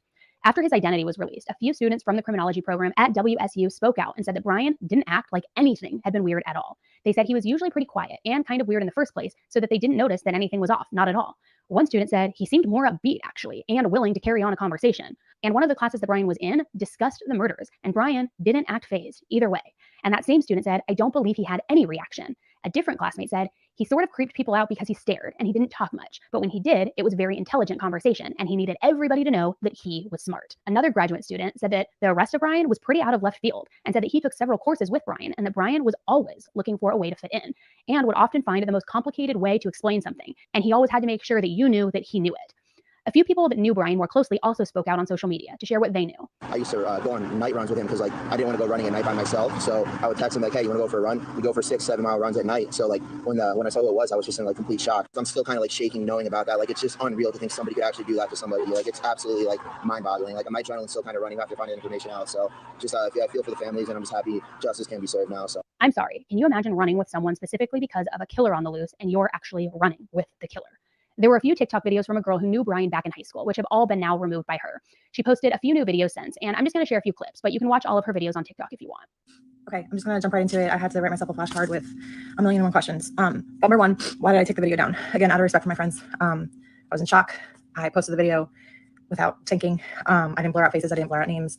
I just wanted to get how I knew him out there. But yeah, I took it down. I know the internet is forever. I know it's now circulating and it's everywhere. And I just respectfully asked if you see it, just to get them to take it down or at least blur their names and their faces. Yeah, because I talk to my friends and they don't want anything up. I'm not going to be reposting, even with blurred faces. It's out there. If you've seen it, you've seen it. Number two, why did I post without asking them? Again, I was in shock. I didn't, it was the last thing on my mind. I was friends with him. And that's that. Number three, what does his character from 5 to 10 years ago have to do with him now? It could mean nothing. But again, someone's character 5 to 10 years ago, I mean, it could help in some type of way. If not, who knows? Like I said, he was on heroin in high school. He seemed to have gotten clean. That's who I knew him as. There are people who know him now that will have better answers than I do. That's just how it is. Number four, did I report to the tip line? Yes. The constant comments saying that I shouldn't have posted a TikTok and should have just went to the tip line. I did. I called, my mom called, my brother called. They gave their statements. In addition to being a bully, the brother also said that Brian would make him feel bad, would mock his intelligence as a way to make himself feel better. Other people that went to high school with Brian told Fox News that Brian was mocked by classmates for being socially awkward and for being overweight, and that some girls would actually throw things at him. And then at some point before his senior year of high school, Brian lost a lot of weight and turned into a very aggressive bully himself. Allegedly, one of his former family members, and I think it was an aunt by marriage and now they're divorced, but don't quote me on that, spoke out and said that Brian was a vegan who had extremely bad OCD eating habits and wanted his aunt and uncle to buy new pots and pans and refused to eat anything that ever had meat cooked in them. Get rid of their pots and pans. Oh no, the bake process in the dishwasher wasn't enough. They'd buy new pans that had never touched meat. What does that tell me? He is obsessive. He is fastidious. He's about 6 feet tall. He's socially awkward. He planned this whole thing out. Did you notice the charges? He didn't go in to steal. He didn't go in to rape anybody. He went into that home with the intent to kill. How long had he been watching these girls? And as we speak, Jason, they are tearing his Pullman apartment apart for any notes or writings, anything that can match him up to this murder. And I predict they will find it. Before moving to Washington, Brian visited the Seven Sirens Brewing Company near DeSales University in Pennsylvania several times, allegedly harassing the women who worked there as well as some of the customers. If the women weren't interested in his advances, there were times where he apparently got very upset. One time he called a bartender a bitch during one of his little bitch fits. Now, this happened so frequently that female employees and customers complained to the manager, and Brian was actually flagged in their ID scanning system for anybody who comes into the brewery. The warning was something along the lines of, this guy makes creepy comments, keep an eye on him, he'll have 2 or 3 beers and then just get a little bit too comfortable. One time the manager apparently even had to approach Brian and said, hey, Brian, welcome back. We appreciate you coming back. I just wanted to talk to you really quick and make sure that you're going to be respectful this time and that we're not going to have any issues, which I guess Brian acted stunned to that, being called out on his crap, and said, I don't know what you're talking about. You have me totally confused, just playing dumb. Now, I mentioned this a little bit in one of my updates that I posted over the weekend, but Brian's Reddit account was found online, and there was a post about a research study for ex-cons where he was asking for participants to help with an anonymous 15 to 20-minute survey for his master program at DeSales University. He also listed a couple of other students that were participating in this research. One of Brian's former professors who taught an online class that Brian took said that she helped him with this survey, and it was part of his thesis. But the biggest thing I'm wondering here is why this was posted after Brian graduated. That same post was posted in 2 different Reddit threads, and the second one was dated even later than the first one. So I don't know if maybe Brian had 1 class left and maybe the university let him go ahead and walk in May while he did a summer class. Maybe this was something additional and he was set to graduate this course in the winter. I'm not sure. I know some universities will let students do that so that they can participate in the graduation ceremony, but not actually receive their degree until after. So I'm not sure. I'm just pointing out the dates here. So I took the survey. I, of course, filled out bogus information, like saying I was a 44-year-old man and had never been caught for a crime. I did all this stuff, just to kind of like go through the motions of this to see what it really is. But I went through it and had to choose answers to move forward in this survey. Now, there are a lot of questions on this survey, and I'm sure you've seen them on the internet, but I'm going to just read a couple to you that stood out to me. Before making your move, how did you approach the victim or target? Please detail what you were thinking and feeling. Why did you choose that victim or target over others? Did you prepare for the crime before leaving your home? Please detail what you were thinking and feeling at this point. Now, those are just a couple of the questions in this survey, and overall, it's pretty unsettling. While I understand that it may have been for his thesis and some people are saying it's normal, other people at the university are saying that this isn't necessarily normal, especially for the dates that it was posted in these ex-convict prison threads on Reddit that were dated after this would have been worked on, which again, I don't go to that school, so I don't know the dates that things were due, but something about this just didn't really feel right. It almost felt to me like he was trying to create a blueprint for a crime or trying to not lure other people into the crime, but trying to make sure that he, in his mind, even though he believes he's so smart, had all of his bases covered. I don't know. It just didn't sit right with me. Also, I think it could have been trying to understand or justify his own thoughts that maybe he was internally struggling with, asking, how did you pick that target over others? What were you feeling as you planned the crime? Almost as though he got the answers from these convicts, it would give himself some form of validation as to what he was feeling. I don't know. There's just something tugging at me that doesn't feel right here. So again, this could very well be some sort of school study, and I could be completely wrong here, but I just can't deny that all of this, to me, appears like Brian was attempting to map out a blueprint to commit a perfect crime. Or maybe he was so curious about what it would feel like that he almost wanted to live vicariously through the responses. Brian's email was the only email listed for contact information on this post as well. None of the other students that were allegedly taking place in this research study had their email addresses listed. Is it possible that maybe the study was for both academic purposes at first, but then later spread on social media for his own personal curiosity? Was he thinking about this or fantasizing about committing the murders since last summer when it was posted? Was he hoping that the answers from others would maybe satisfy some of his sick urges, and then it actually did the opposite and catapulted him forward to commit the crimes? Or was this an attempt to learn from mistakes of other criminals, to become an expert at this? Is he a psychopath or sociopath that doesn't feel emotions and wondering what the real emotions would feel like, almost like a form of mimicking their behavior? So is that why he said, did anybody else get arrested, and made those statements through his public defender? Because is that what he thinks normal people do? I don't know. It has me very confused. This is a very different kind of case than we usually see. Some criminal psychologists have said that Brian could have very well chosen his area of study to figure himself out, or why he feels like this, or maybe even if he had a sinister motive, to perfect his craft.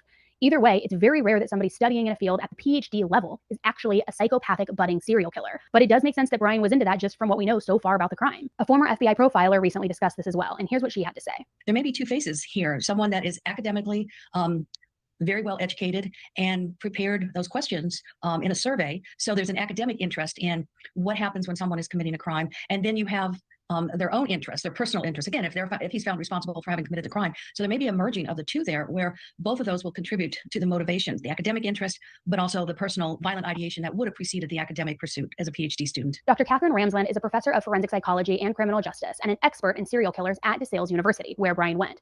She has written 60 books and more than 1,000 articles about crime, forensic science, and the supernatural. Some of her most famous books include How to Catch a Killer, Hunting and Capturing the World's Most Notorious Serial Killers, and a book called Inside the Minds of Serial Killers and Why They Kill. Brian took a class from Katherine while studying at DeSales. Law and Crime reached out to Dr. Ramsland about this case, and she replied that she cannot make media statements about him at this time. However, one of the reporters from Law and Crime said she spoke to one of the students who took the class with Brian, and the student told her that Brian often interrupted Dr. Ramsland and would often talk over her, as if he knew more about the subject than she did, the person teaching it.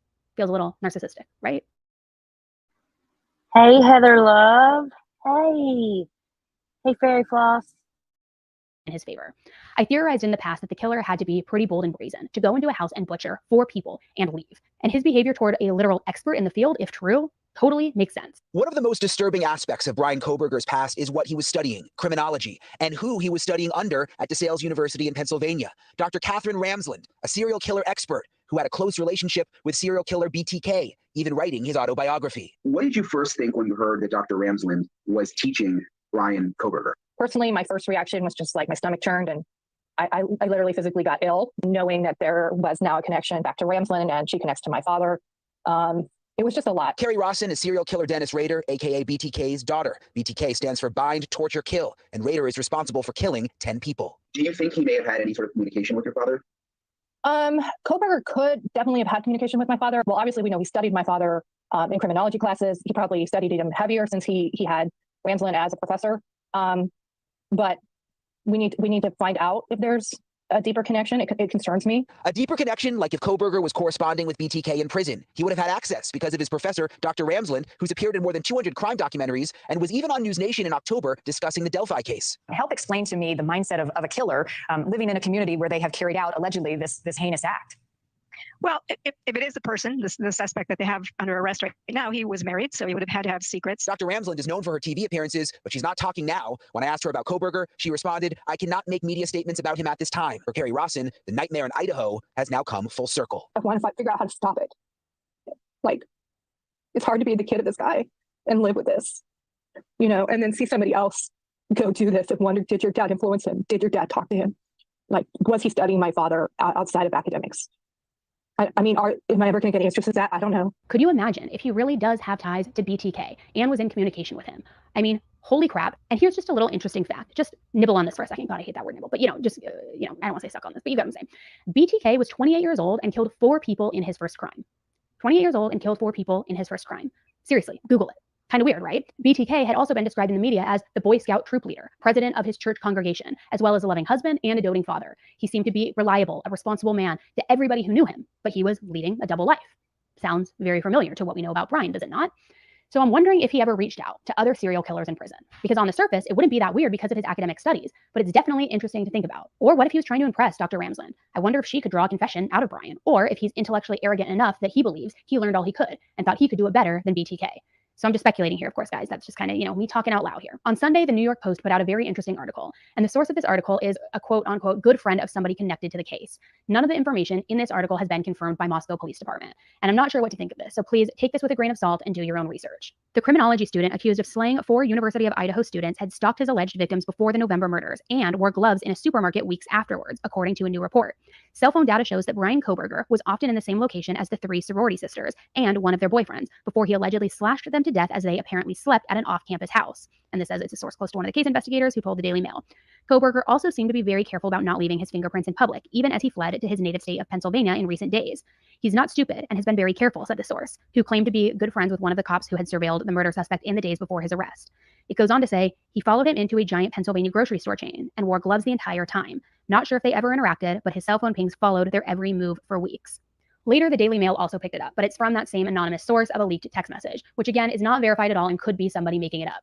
When the arrest warrant comes out, we will have a much clearer picture on everything. But if that's true, that's extremely damning for Brian. I don't understand continuing to wear gloves at a grocery store to not leave fingerprints if he wore gloves at the crime scene. So I'm not sure what the intent there was. Where did he think his fingerprints were going to be found? On the other hand, if he didn't wear gloves, I'm surprised he wasn't more concerned that he'd be found out, and his eagerness to be exonerated makes zero sense. Throughout the time I've been covering this case, I've seen several posts by people claiming to have some type of inside knowledge. And what's interesting is that while nobody mentioned anything like that article said, they have said some similar things, like describing how horrific the scene really was, that it was a random psycho, and that when everything comes out, the public will be disgusted and disturbed. I didn't pay much attention to those claims at the time because people make stuff up like that all the time. But now, it seems like that may actually be more true than not. I don't know, that's just my opinion only. I've seen some rumblings that maybe Brian was using other screen names or profiles on Reddit, Facebook, to join some of these case discussion groups and possibly even call in on a YouTube channel. Brian's friend from high school also spoke out on TikTok about this. All right, jumping back in. I don't know what number I'm on, but the video of the caller on the podcast, I believe that's him. It sounds exactly like him, in my opinion. I sent it to my brother. He said that Brian usually spoke with more clarity and certainty. So he can't be 100% sure if he believes that's him, but I think it sounds exactly like him. And then regarding of the video of the relative who posted with the reflection of them in their laptop, Jasko, I think was the name. I don't think that sounds like him. I must have watched that video 100 times over, and I cannot seem to focus on anything in the reflection that won't give it away. I don't think it sounds like him either. But again, my brain is mush right now, so it could be, it couldn't be, but I really honestly, I don't think it sounds like him. Labar told NBC on Sunday Kohberger could be back in Idaho as soon as Tuesday night or early Wednesday. He says Kohberger is well aware of the various stories about him circulating online. I am giving him updates. I spoke to him this morning for an hour, last night for 20 minutes, really updating him on some of the allegations that this crime. I know that one of the things a lot of people have been stuck on is saying how personal the crime was and how it has to be someone that the victims knew. But when you think about it, those observations are all for normal people. A crime carried out by an aggressive, unhinged psychopath who planned this all out, who gets a sense of pleasure to carry something like this out, that's extremely personal to a killer and would make sense of why it would look like something out of rage or passion or super personal. Now, we know that the girls weren't sexually attacked. But I've also heard that sometimes a knife represents something sexual to a killer, and that a knife can be a form of sexual satisfaction in the same way that sex is to these types of people. I know it's disgusting, but that's what a lot of criminal psychologists have theorized. It's happened in past cases where it's almost as though they use this weapon as though it's, an appendage of their body, if you get what I'm saying, and that they receive pleasure that way. It's very, very weird. We all know what a phantom limb is, or when you feel phantom pain, maybe it's like phantom penis. I don't know, guys. So Brian's attorney has spoke out again about their conversations while he has been arrested. What's his mood like? Has anything changed? not really still has a very calm demeanor. That's kind of interesting.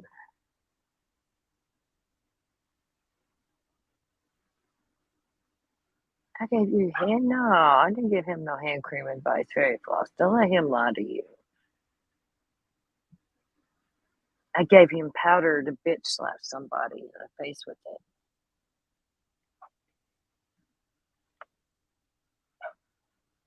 But did y'all hear what she was just saying about that knife? The SEX part of it. I don't want to say it because I don't want to get demonetized. Y'all please watch what you're saying in chat too. We got to be careful now. They'll get us. I'm curious where all he stabbed them at. Now, kinda. And he makes sense. Let's continue. Asking questions about the hearing, seeing how his family is, making sure they're getting through this as best they can. He obviously has concerns for them, and really he's a little ashamed that they have to go through this process. What's he ashamed of? I think just putting his family through this, whether it's right or wrong or how it plays out. Is he revealing anything about a connection to any of the victims? No, again, I have not questioned him about the facts and evidence. Not being privy to any of that information, I don't really want to elicit any of that information. So he's not offering it because I'm not asking it. Okay, I see. Well, I'm kind of curious, and I know you may not, I don't know if you can answer this, but there have been reports or questions about whether or not he was following at least one of those victims. Have you seen that, or what do you think about that? Again, I take it with a grain of salt, reading what I do online, and I really wait until the affidavit of probable cause is released to mention anything. I don't want to make any type of assumptions. I don't want to guess. I wouldn't comment on it until I've had the opportunity to read the affidavit of probable cause and look at the evidence. Okay. Do you have a gut feeling about whether or not he did this? I do not. Really, my interactions with him are solely based on the extradition proceedings, and I wouldn't want to judge someone's character based solely on that. While in custody at the Monroe County Correctional Facility in Pennsylvania, according to one of the guards, he has been on the ground facing the wall and not talking. I did confirm with the Pennsylvania court system that there still will be that procedural hearing on Tuesday, and that will be the very first time we see him. Now, as for seeing him back in Idaho, back in Lake Powell County, it could be up to 72 hours. So once that hearing is complete, the process and wheels will be in motion to getting him back to our. I'm gonna switch over and let's watch the plane a minute, see what's going on over there, and we'll go back to Andy maybe. See where he's at here. He is in South Dakota. He's getting it on up through there, ain't he? Look at him. Look, there's South Dakota. That's where he's at. He's going to go a little bit through Wyoming, probably.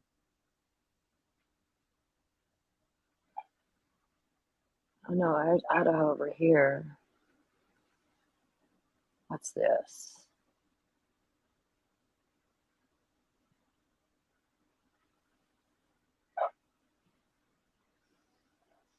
I'm looking for, is this like sheriffs?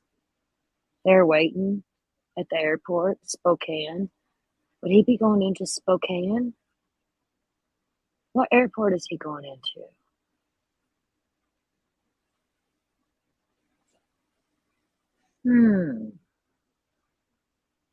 What are all these? What is AEST?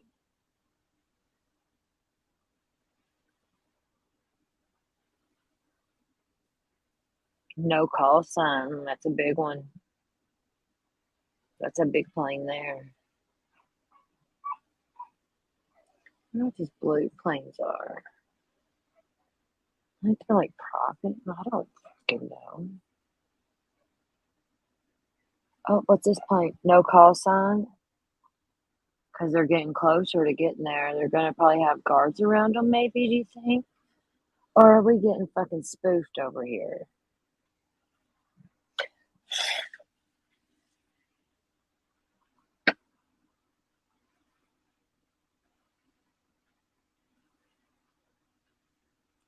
Frank call.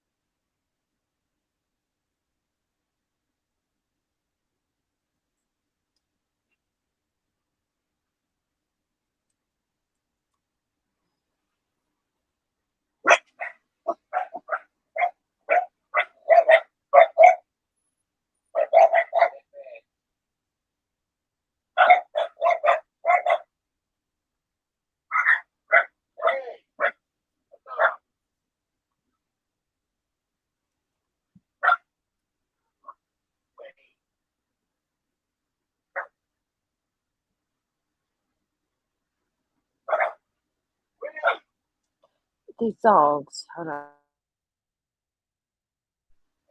I don't think they're live anymore, Frank.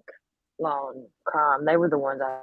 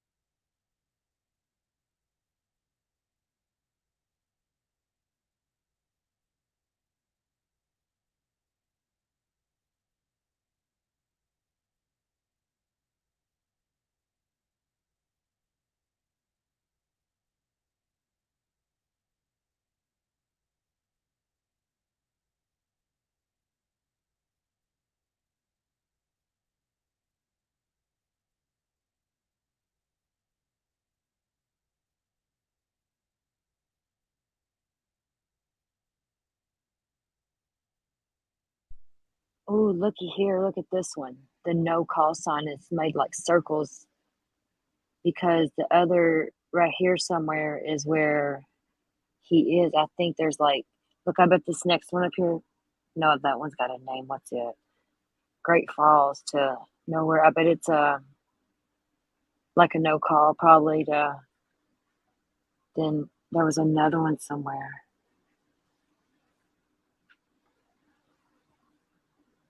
There is 4,348 people watching this right now. This plane. 4,348 people watching this. There has to be something to it. And look, here's these planes. Wisconsin, probably. That one there, I think, is a guard plane, like police or whatever. And I think this one here, maybe too. And there was another one over here, but it's gone now. Let's see. No, I don't say that one is. But this one here, I definitely say is like, yeah.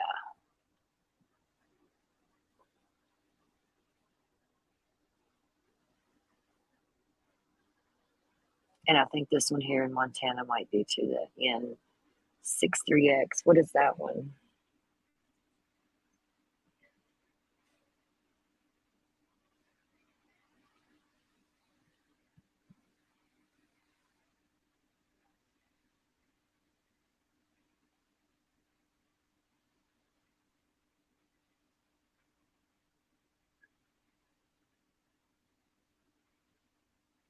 Oh, goodness.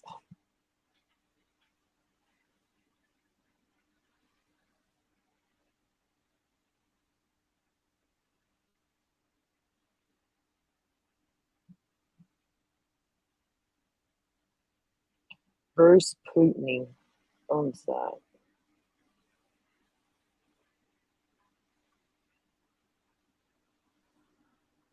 Oh, is that the, yeah, there it goes. See that one? No, here goes that one. Bruce Putney owns that one, whoever that is.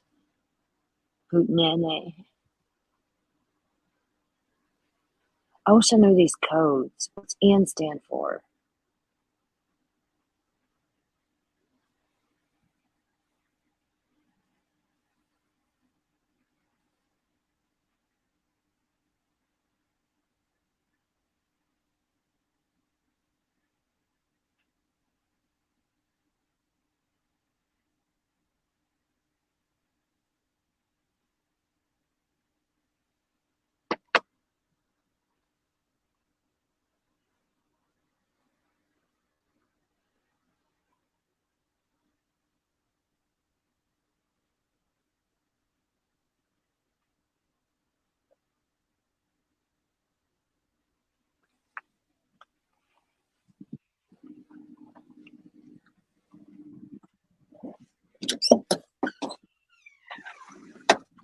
Hi, monkey. What you doing, baby? Follow me to the bathroom. I can't even go to the bathroom. That's a monkey total. There's your mama, baby. Hi, Winnie Beanie. Hi, Winifred. Real easy. No leaky. Easy. Mama girl. Damn. You're not going to lick it. Hi, Winnie Beanie.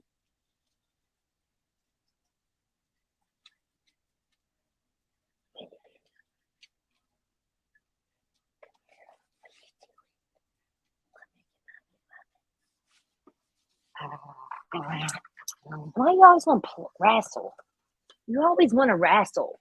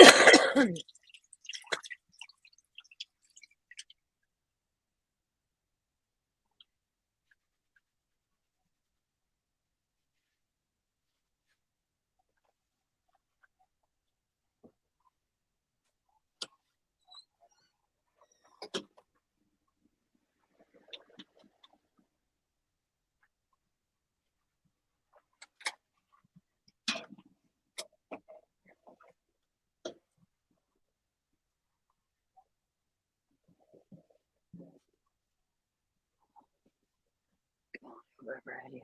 I don't know which one of you it is, but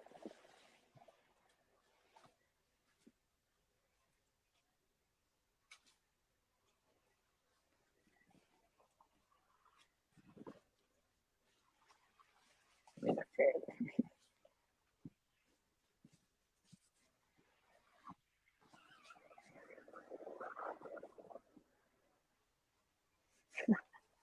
Hi, baby. I'm gonna let you have your moment a moment, okay?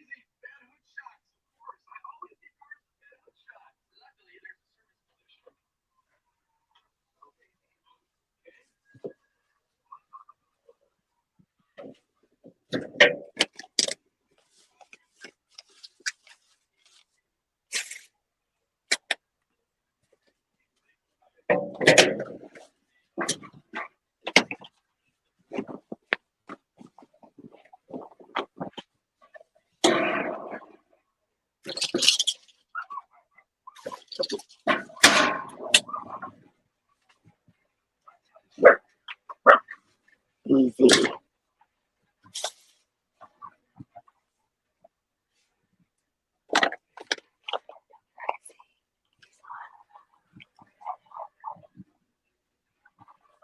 Watch out, girls.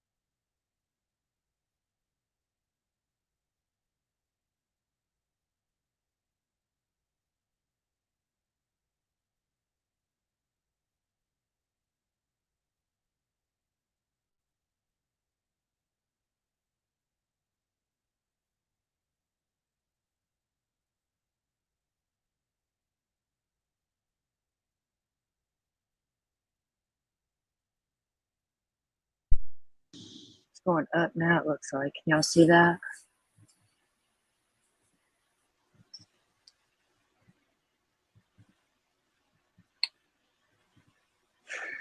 I wish I could get on my Twitter.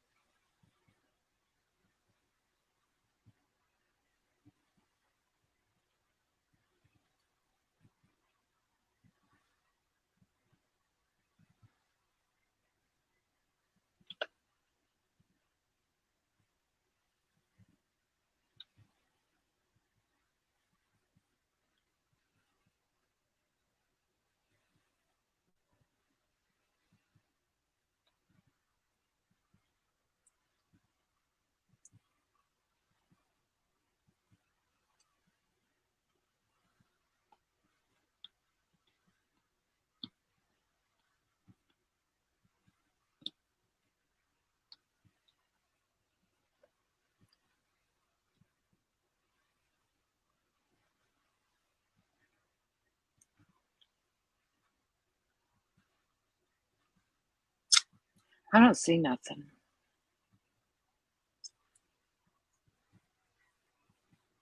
Let me check my Instagram.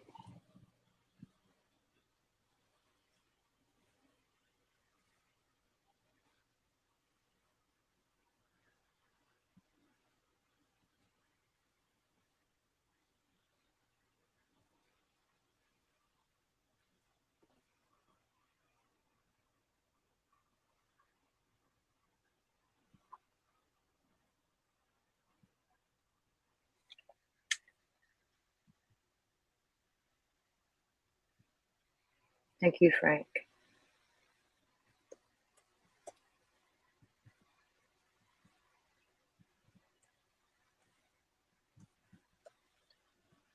Just a second.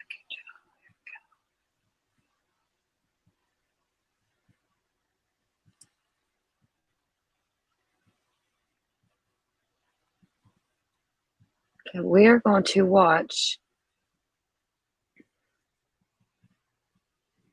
This is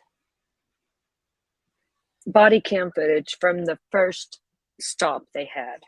The footage is out. I'm assuming this from the second time they got stopped in Indiana. Remember, they got stopped twice. So I take it that this here is the first one. We're gonna watch it while we watch. Let me check this airplane real quick. What you doing, buddy? Which way you going? Let's see. Where is? See how these airplanes like that one? Yep, they're definitely this one. And I bet there's maybe some out here that we don't see yet. It's this one here. I don't know. Let's see. Let's watch the first body cam footage. Bron Itten. Thank you, Frank.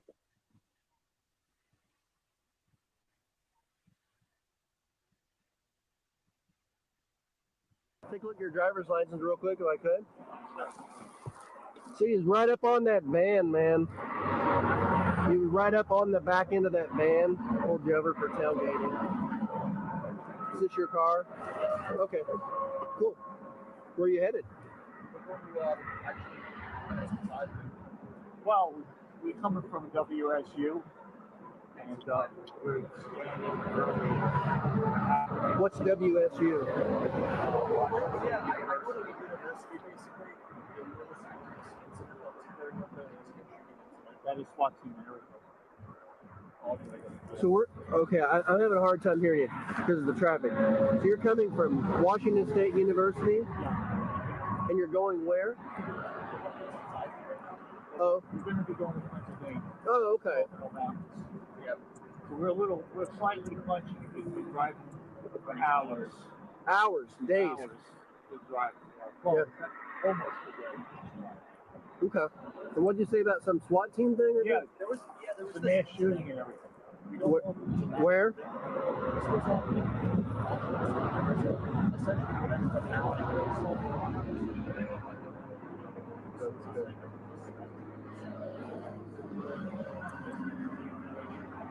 Interesting.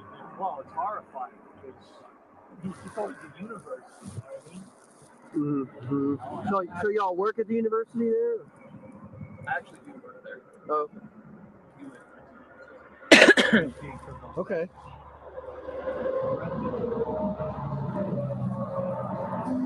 Okay. Yeah, I hadn't heard about that incident. Just yesterday, or? No, this happened yesterday. About an hour and a half ago, they're still wrapping it up, investigating. I'm not sure there's two shootings, but they did shoot somebody. Let's see. And then you don't know about that actually. Interesting. Wow. Okay. So do me a favor, don't follow too close, okay? All right. Thank you. Appreciate you.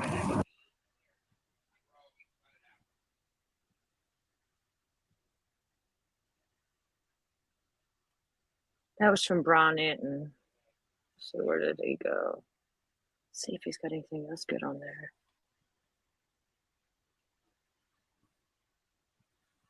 Full coverage tonight on News Nation. Brian Kohberger was picked up from the Monroe County, Pennsylvania jail around 6 a.m. this morning. The process of moving him to Idaho has started. He said that 8 hours ago. He's been on a plane, Brian has. This is the first footage. Hello. How you doing? How y'all doing today?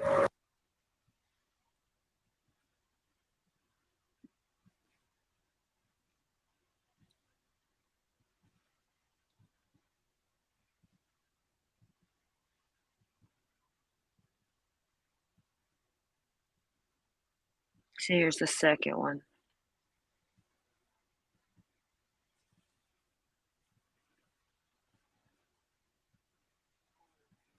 Oh, look at this. Y'all see that? It says live flight not found. There's like almost 6,000 people watching that. Hold up. How do I screenshot this? Do y'all see that? Oh, they don't took it. That has to be it. Why else would it? Why else would it show that? Okay, I think I got it.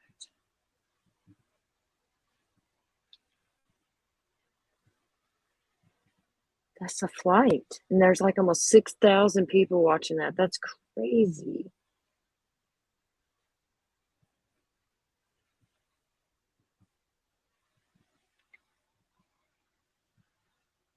Look, NA. This one here too. What is it?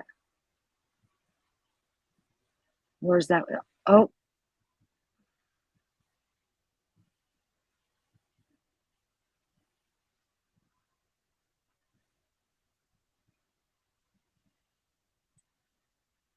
Is that it? Did they switch? Hold on a second here.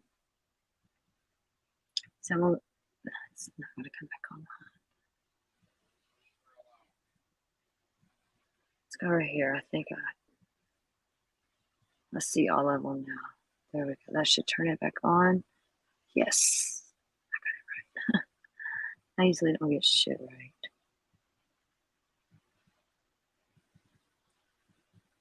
Let's see here. That has to, no, that's not it.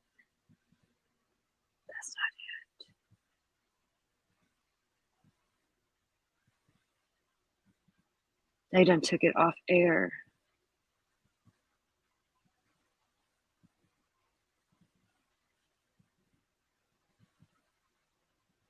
What do y'all think? Where was it at that? Going through Nebraska. Dallas. UPS, hey, hope you got my package. Hi, hurry up. F2. FDX 17. But it's saying that's not it. No.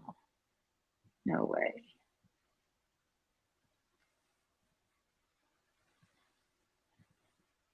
What is all these American airline? I don't know. A lot of Dallas planes, looks like. Is that what that means, Dallas? Probably not, but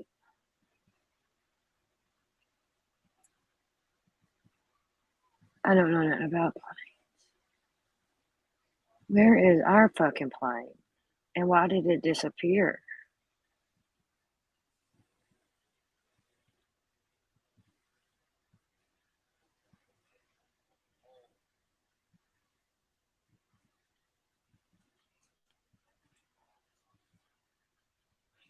Oh, Fairy Floss, that's cool. And that popped up for on my channel, and that's what it was. Cause oh,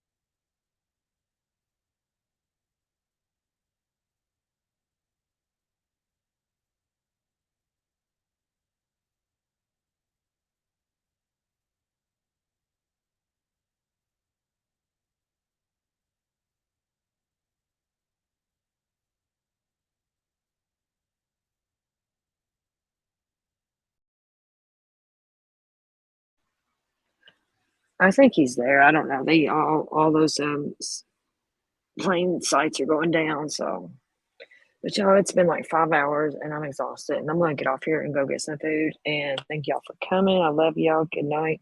Talk to y'all tomorrow. Bye.